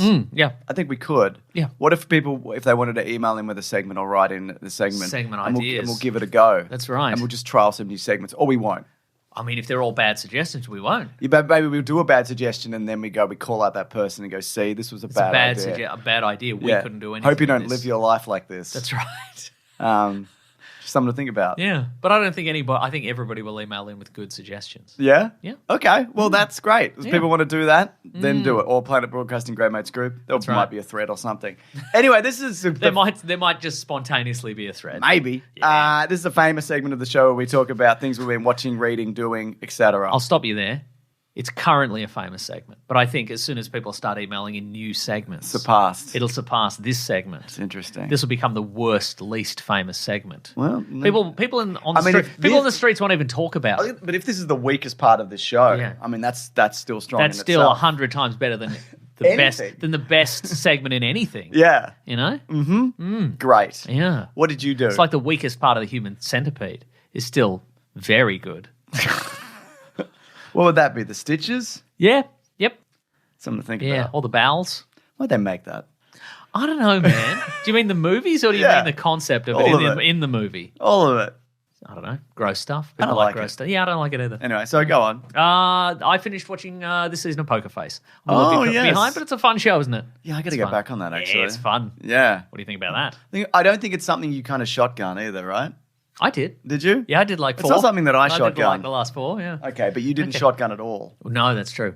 Why wouldn't you do that? I don't know. They feel very self-contained, and I like the breather in They between. do. I mean, they do. You know, they are the spiritual successor to Columbo. You wouldn't Yeah. watch 5 episodes of Columbo at once, I guess. I bet I could. Also, this season has less of a ongoing Yeah. plot because the plot of the previous season, where Charlie, played by Natasha Lyonne, was being pursued by multiple mobs at once for organized crime for a variety of things, that kind of got wrapped up. Yes. It's kind of at the start of this season. So now it is just kind of one at a time. Mucking about. Just mucking about. Cool. So, is there a season 3 of that? Have you heard anything? I haven't heard anything. Cool. Well, if you hear anything, let me know. I'll ask my good friend Natasha Lyonne. Okay, cool. You know, I'll be like, "Hey, why are we only in 3 minutes of Fantastic Four? What happened there?" Yeah. Are you coming back? I mean, it's good you got paid for an entire film and you were in it for 3 minutes, but Do you reckon she was supposed to be in it more? yeah, I would say so. because there was a cut 30 minutes, right? At least. Oh, of that yeah, movie. that's true. No official announcement on Poker Face Season 3. I would say a lot of that got cut, like a lot of the thing going to his local community and Yeah. et cetera, and then he meets Natasha Lyonne's character and et cetera. Because I think that whole romantic subplot got cut out. Also, everything with John Malkovich got cut out. Yes, that's true. So He was the ape man. Got Red was. Ghost. Well, I watched... He wasn't the ape man. He was friends to the ape man. That's true, you're Well, right. actually, that's not true. He was a man who was friends Friends with with apes. apes. Yeah. And he's their boss. And I he's their guess. boss also. They Yeah. work for him. Yeah. And so he's probably like, we're all friends. We're a family. here. Yeah, And they're that's like, right. Man, the apes are just like, I'm just here for the paycheck, honestly. It's got plays bloody bananas. Yeah, that's right. you pay bananas, you get apes. You pay bananas, you get apes. Yeah. Red Ghost, Red Telekinetic, Ghost. superpowered apes or That's whatever. exactly right, Yeah. yes. Mm-hmm. I've been watching the new King of the Hill revival. Oh, King of the Hill revival. I like original King of the Hill. It kind of came and went from Australian TV. Oh, not if you had Fox 8. Oh, that's true, which Because I then it was didn't. on every day. Yeah. Sometimes 8 hours a day. I love the I love that it is an ongoing narrative for King of the Hill. Like even the original show, like characters did change. It wasn't like The Simpsons, and it's more realistic in terms of, I know there is an absurdity to it, but like scenarios and it's slice of life and whatever, and obviously Beavis and Butthead, etc. Yeah. So the premise of this season is that it's like 15 years on, and the family briefly went overseas. Yeah, they lived in Saudi Arabia or something. Yeah. And so that's the home of propane and propane accessories. True. That's why he was there. So Hank and Peggy Hill are over there, and the son now runs a restaurant, a fusion of Texas barbecue and sushi. And there's obviously a lot of characters. Most of the characters return. Some actors have passed away and then have been replaced. Yes. So that I can't remember the name of the actor, but Dale Gribble, I think he recorded up to 7 episodes, and then he was replaced for the others. Oh. Yeah. Because he died. He died. Yeah. Oh wow. Yeah. Okay. I should actually find that guy's name. It's Dale Gribble. Yeah, sure. And it updates a lot of stuff, like a lot of his conspiracies have been modernized. Right, okay, yeah, sure, okay. What is that on? It's on Disney. Okay, right. Yeah. So it was originally voiced by Johnny Hardwick, and now it's Toby Huss, who was, of course, in Weapons as well. Weapons. He's the police chief. Yeah. So I just think it doesn't... I didn't really like the Futurama revival. It felt...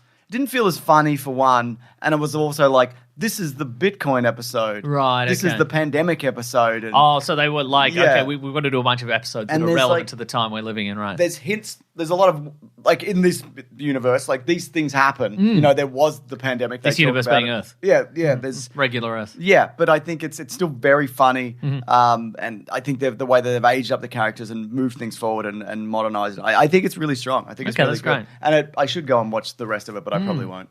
And it is interesting, like you said, because there's so few kind of forms of animated media have the characters evolve in any meaningful way. The Simpsons, the Bart and Lisa are still 10 years old or whatever they are. Yeah, absolutely. There was an episode, like a meta episode, where he aged and then he went back and reversed it or something. I can't remember. Okay, great. I don't know. And then Marge died in a treehouse of horror, in the future or whatever. And that was woke. Yeah, as it was woke. we were told. We talked about it. Yeah. Woke trash nonsense. Woke trash nonsense. So that's all good. And also, we've been watching the Alien and Prometheus, Alien Covenant and Prometheus movies for Caravan of Garbage, because next week is Alien Earth. Yes.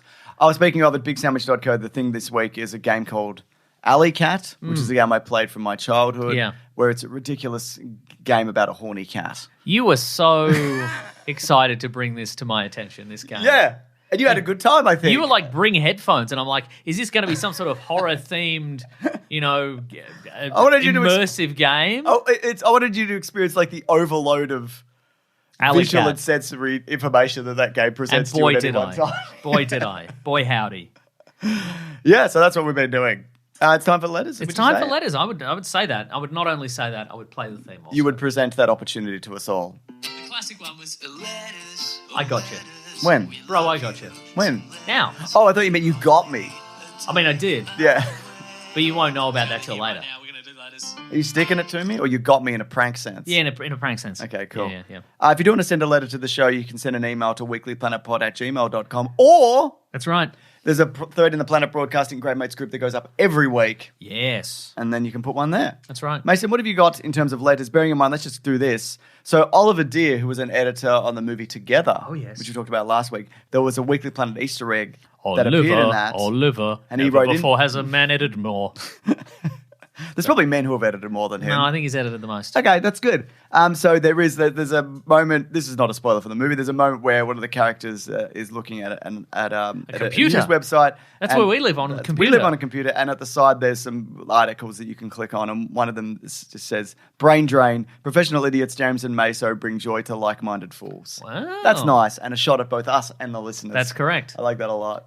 People might also know we're in a Famous Five book. Oh yeah, yeah. So. We part of the Famous Five? No, we're part of their corporate structure, I think, because it's one of the modern ones where they work for like a sick. They're in an office organizational. That's good and cool and fun. That's correct. Cool. So thank you for that, Oliver. Yeah, thank you very much. That's really fun. Yeah, Mason. Here's an email from Daniel. Do us a favor and do us a letter. Speaking of movies. What? Hi guys, long time listener, first time I've written in. I have some insider information, although it's in regards to Star Wars: The Rise of Skywalker. So it's not so much of a hot scoop, more of a cold scoop. Cold scoop alert. New segment. Cold scoop. Ooh, that's cold. Dude left this out. Great point. It got cold. Yeah. We're doing new segments. Yeah. This is good. Out of the oven? Yeah. I was supposed to just keep the oven on, was I? I don't know. Okay. I didn't say you left it out. I said who left this out. Put it in the I'm microwave. not blaming you for it. All right. So is this us putting it in the microwave to make it a hot scoop? Let's find out. Okay, let's find out. My then boyfriend, now ex, Whoa, got worked him. on the film in the costume and props department. He primarily made the Sith Trooper outfits. He spent months making these costumes. He was told they needed 100 of them. Fuck. And worked a lot of overtime to make sure they were ready in time, only to be told a big sequence involving hundreds of Sith Troopers had been cut and they only needed a handful. Anyway, the news about Matt Smith being cast in the new Star Wars Starfighter movie has reminded me, you may remember at the time that Matt Smith was rumored to be cast in Rise of Skywalker, but he wasn't in the final movie. Well, I know that Smith had been cast as Palpatine, as Ian McDiarmid had repeatedly turned down the role, but changed his mind once he was told they would be continuing with Palpatine in the movie, but with a different actor. So he turned it down A bunch of times. but why did he come back? Because Matt Smith was going to do it So instead. he's like, oh, Matt Smith is doing it. I'll come back. I'll come back, yeah. He wanted to do it on his own. Yeah, he wanted to turf Matt Smith, allegedly. Oh, okay. You get things. So did they film this? Palpatine originally featured in the film more than the finished product, as my ex also had to make a costume for Palpatine where he wore a Sith Trooper chest plate and other bits of armor. He was on set for a scene that was shot with Palpatine in set armor on the bridge of a Star Destroyer, and the one line they shot on the day was Palpatine saying, "Do it," like he does in Episode 3. That's I great. know I'm 6 years too late with this information, but time has passed, and hey, he's an ex now, so who cares? No, this is good stuff. Yeah. So what he's saying is Ian McDiarmid, the original Palpatine, Yeah. well, not the original Palpatine, but Because the original Palpatine was a woman and she had chimpanzee eyes and the voice of Clive Revel. But go exactly, on. but McDiarmid was like, I don't want to do this anymore. And then they said, well, we'll just replace you with a younger, hotter version of you. Yeah. I'm Matt Smith. And he's like, no such thing. No such thing. Get rid of that guy. I'm coming back, baby. So there it is. That's amazing. Allegedly. Okay. Allegedly, all of this is a crime, obviously, so it's all alleged. So they were never in the movie at the same time, according to this. No. That's interesting. I would say never in the movie at all. Yeah. Well, that's a hot scoop. That's a hot scoop. And if you are reporting this on one of your dog shit clickbait websites, God bless you, by the way. We love right. that. This is in our famous segment called... Hot scoop or shot of poop. This is just... I thought it was a new segment. Nah, we'll do that. Yeah. It's an old segment again. So you have to say that that's where it's from. Yeah, that's right. You have to do it. Yeah. Great. James, do you have any I don't have any cold or communications? hot scoops, Do you but have I any do have communications? information. Oh, yeah, Okay. I got this one, Mason. Don't worry about it. Oh, Coming up yes. to you right now. Oh, From yes. Toby Gillies, who says, we're about the same age. We don't know that. We don't you know don't that know for that. sure. You don't know what we're doing. Are you both looking forward to Voltron and He-Man live actions coming next year? I'm going to put this as to you, Mason. Go on. I'm changing this question. Yes, somewhat. Which do you think? Which are you more looking forward to? Because these are 80s properties that we loved as a kid that were actually bad. I would like to see a really good Voltron. But is it going to be? I The don't director know. of Red Notice. Oh, then it's it's going to be bad, then, isn't it? Maybe. I mean, just to see like a photorealistic Oh my God. Voltron that Yeah. looks good. Yeah. I think that would be amazing because we've never really seen that. No. That would be really good, but I don't know if it will be good. Yeah, it's the next generation of Voltron pilots as well. The best version of Voltron is the Netflix show. Legendary Defender which is one. incredible. It goes for like 8 seasons. Is it still It's really- around or did they delete it? Oh, they might have deleted it. I think yeah. they probably deleted It's it. so good. I think... It's the people who did, if you liked Avatar Last Airbender, it's the same people who Right, did yeah, that. So I think He-Man will be better, even though Jared Leto is in it. Yuck, obviously. But I think that's adhering to... It looks more fun to me. I think it's going to be camp and fun. And Netflix says, looking for Voltron Defender of the Universe. We don't have that, but you might like some other stuff. the show Big Mouth. And She-Ra, Mech Cadets, No, yeah. Troll Hunters. Yeah, these are all shows that I like and have watched. He-Man. He-Man. Yeah, I mean, Because it was a DreamWorks thing, so it's, Yeah. I don't know what app it's on now. I think He-Man will be better. Yeah. But I would love it if Voltron were really good. But it won't be. No, it won't be. It'll be bad. What's next, Mason? Oh, here's Thank you, another Toby. email.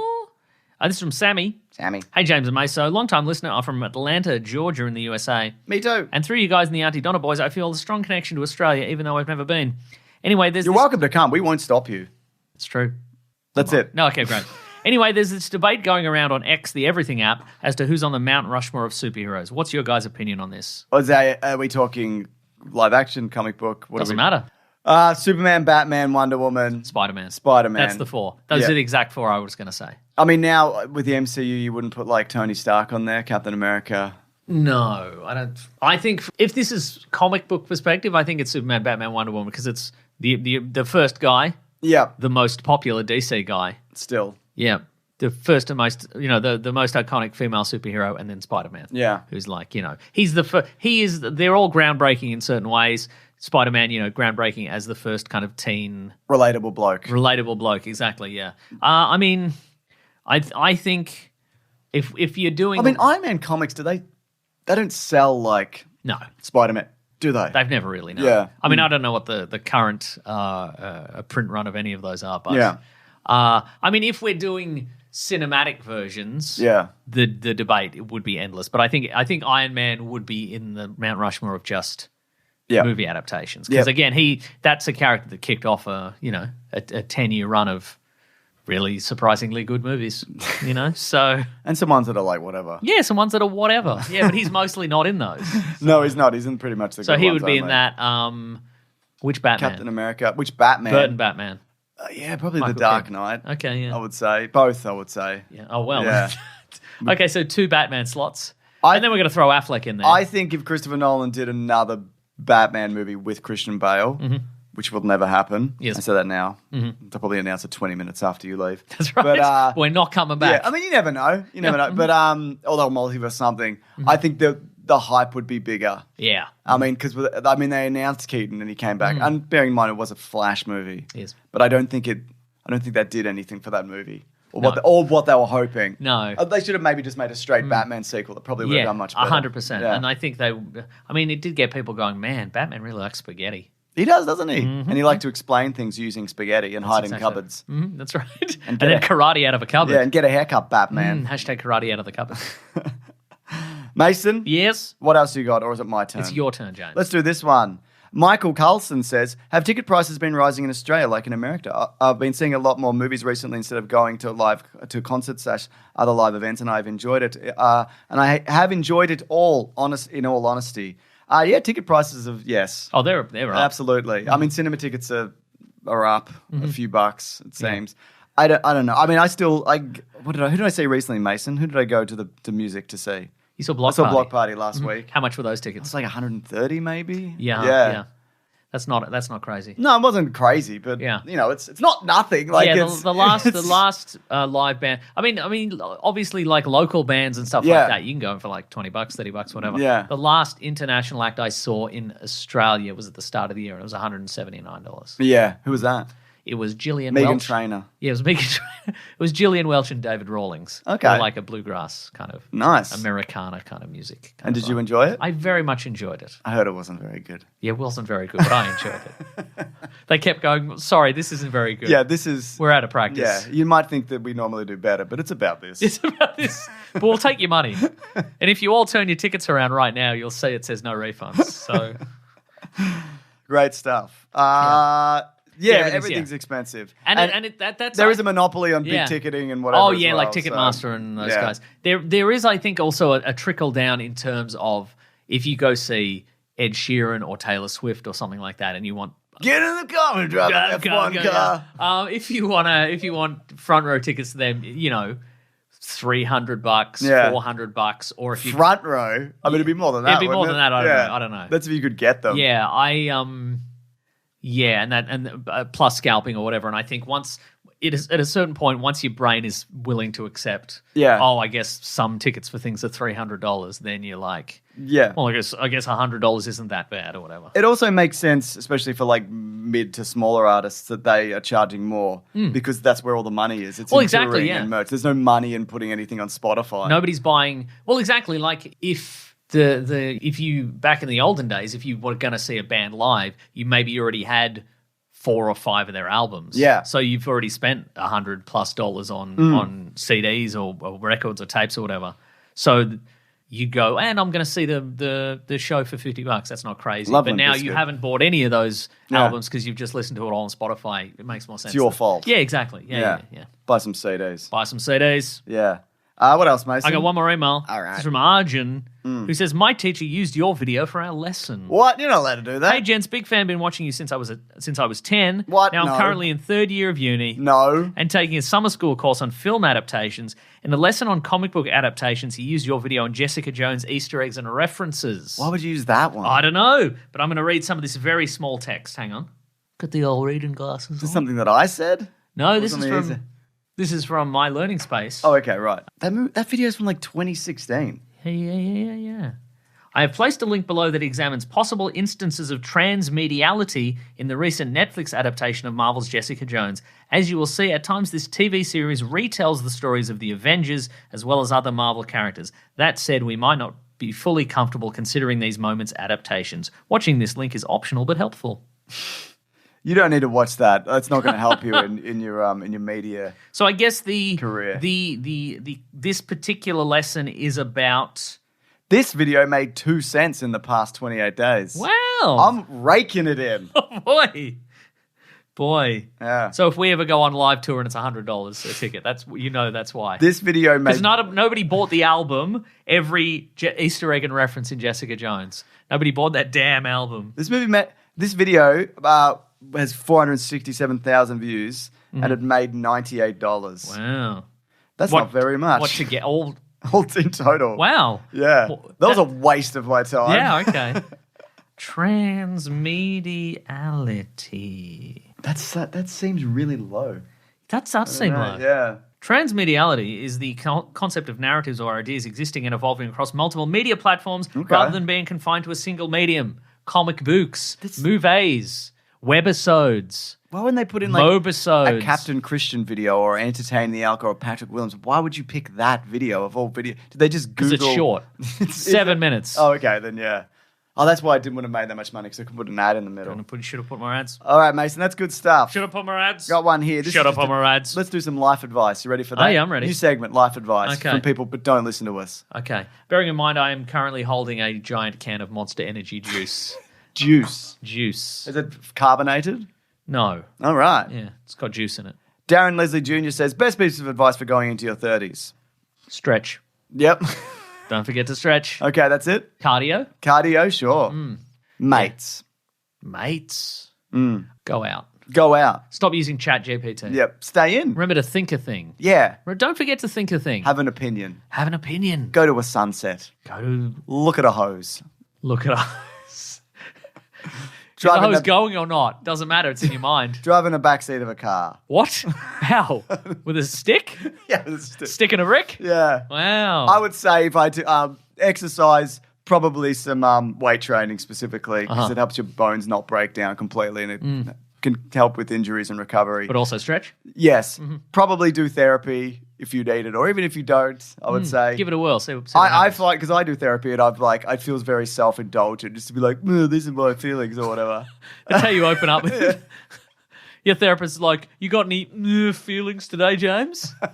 Well, hey, wait a second. You're making fun of me. Am I making fun of you? Thank you for being my therapist. No problem. But I sort of read this thing, I think it was just on Instagram, where you don't also, therapy's not for you, it's for the people around you also. Oh, yeah. So it feels less self-indulgent where I'm like, well, if I'm all right, I'm not going to throw one of my kids through a wall. That's true. Yeah. Yeah. Which I wouldn't do, Mason. No, that's right. Yeah. Even though they throw you through a wall very regularly. So many times. Yeah. And also, if you hate your job, do the bare minimum. That's true. Yeah. That is true. That, they'll as soon as you quit, they'll just replace They'll replace you, yeah. Yeah.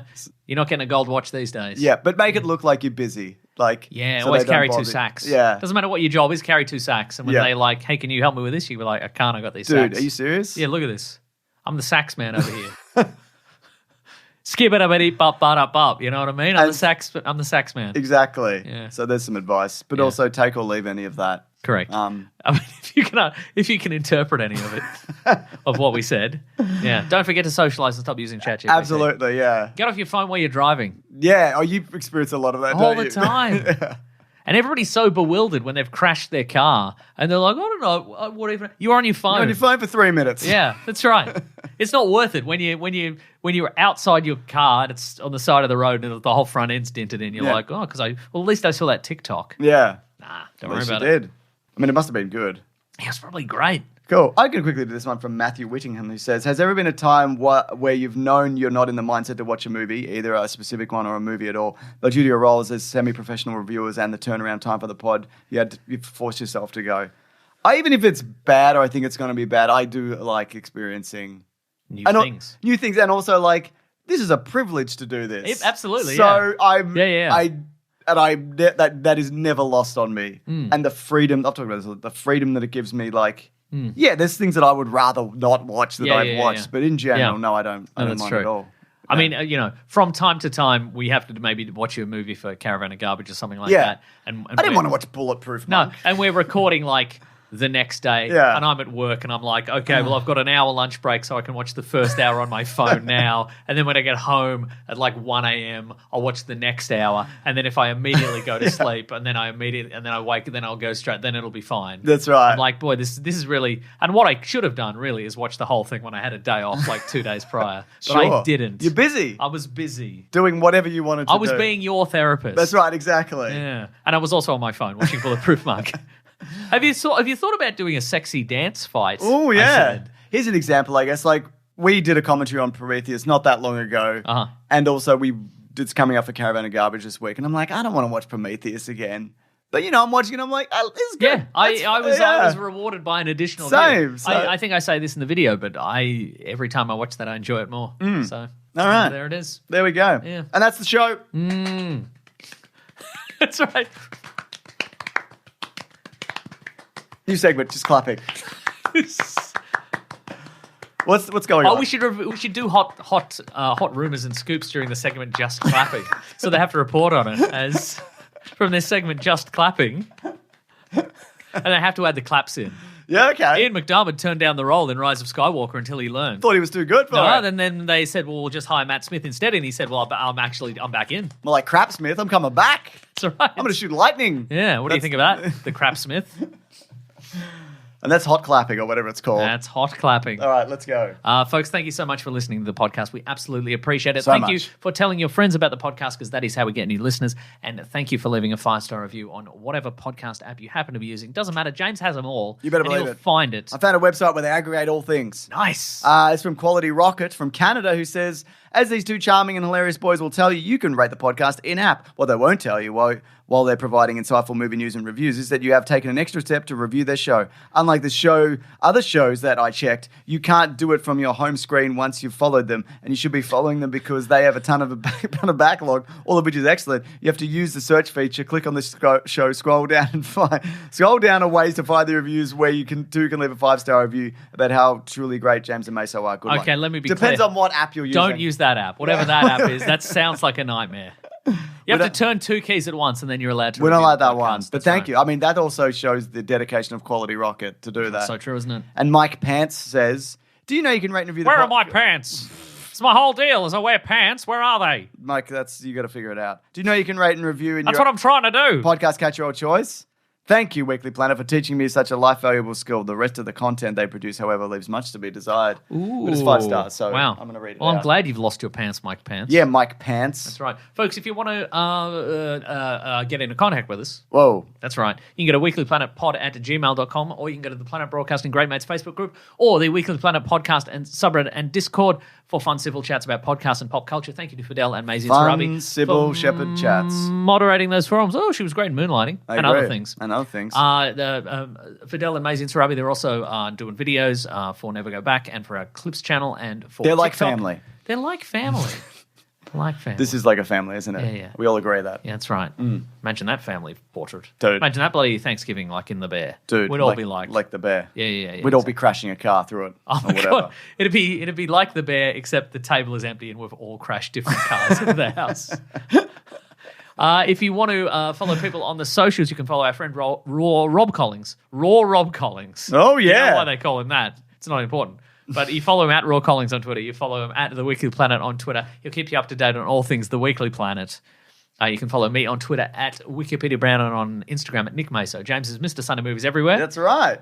If you want to support the show, you go to patreon.com/ Mr. Sunday Movies. Thank you. For chucking a buck or an amount you'll not miss. Yep. Thank you to everybody who does. Mm-hmm. But also, if you're a big sandwich, if you're a big rich man, You're a big rich man. you're a big rich man, or other. whoever. You can be any size or gender. That's exactly right. Yeah. Except one. And you know what it is. You know what it is. That's right. Men. That's right. That's right. Go to bigsandwich.co, sign up for $9 per month. Mm-hmm. Bonus podcast, early video games. Pong. The Pong. earliest video game. What's probably one of the earlier ones. Movie yeah. commentaries and so forth. We have a Yes. great time over there. Thanks for everyone who does and keeps this podcast a-rolling. We Thank love you to it. the Brute and the Basilisk and Rackham for all our musical themes. If you want a t-shirt, you go to tpublic.com. Search for the Weekly Planet or Weekly Planet posters. And you can get a t-shirt with your favorite niche thing that we've said or thought about, or we've just vaguely alluded to, and then one of our talented editors has made an Put it actual together, proper made joke. it happen, and it's good and fun now. That's exactly right. Great. Next week, Alien Earth couple episodes. That's right. Yeah. Pretty good. Very exciting. Do you think we'll see the aliens? Yeah, probably. I'm very excited for that show. They're calling it the Andor of Aliens, which is now just going to be the thing that they call things forever. That's great. Well, I wish Andor never existed then. Damn. That's right. I'll say it. Well, it does. So that's it. Well. Bye, everyone. Grab that jammy, guys. We'll see you next week. Bye. Alien Earth. Alien Earth.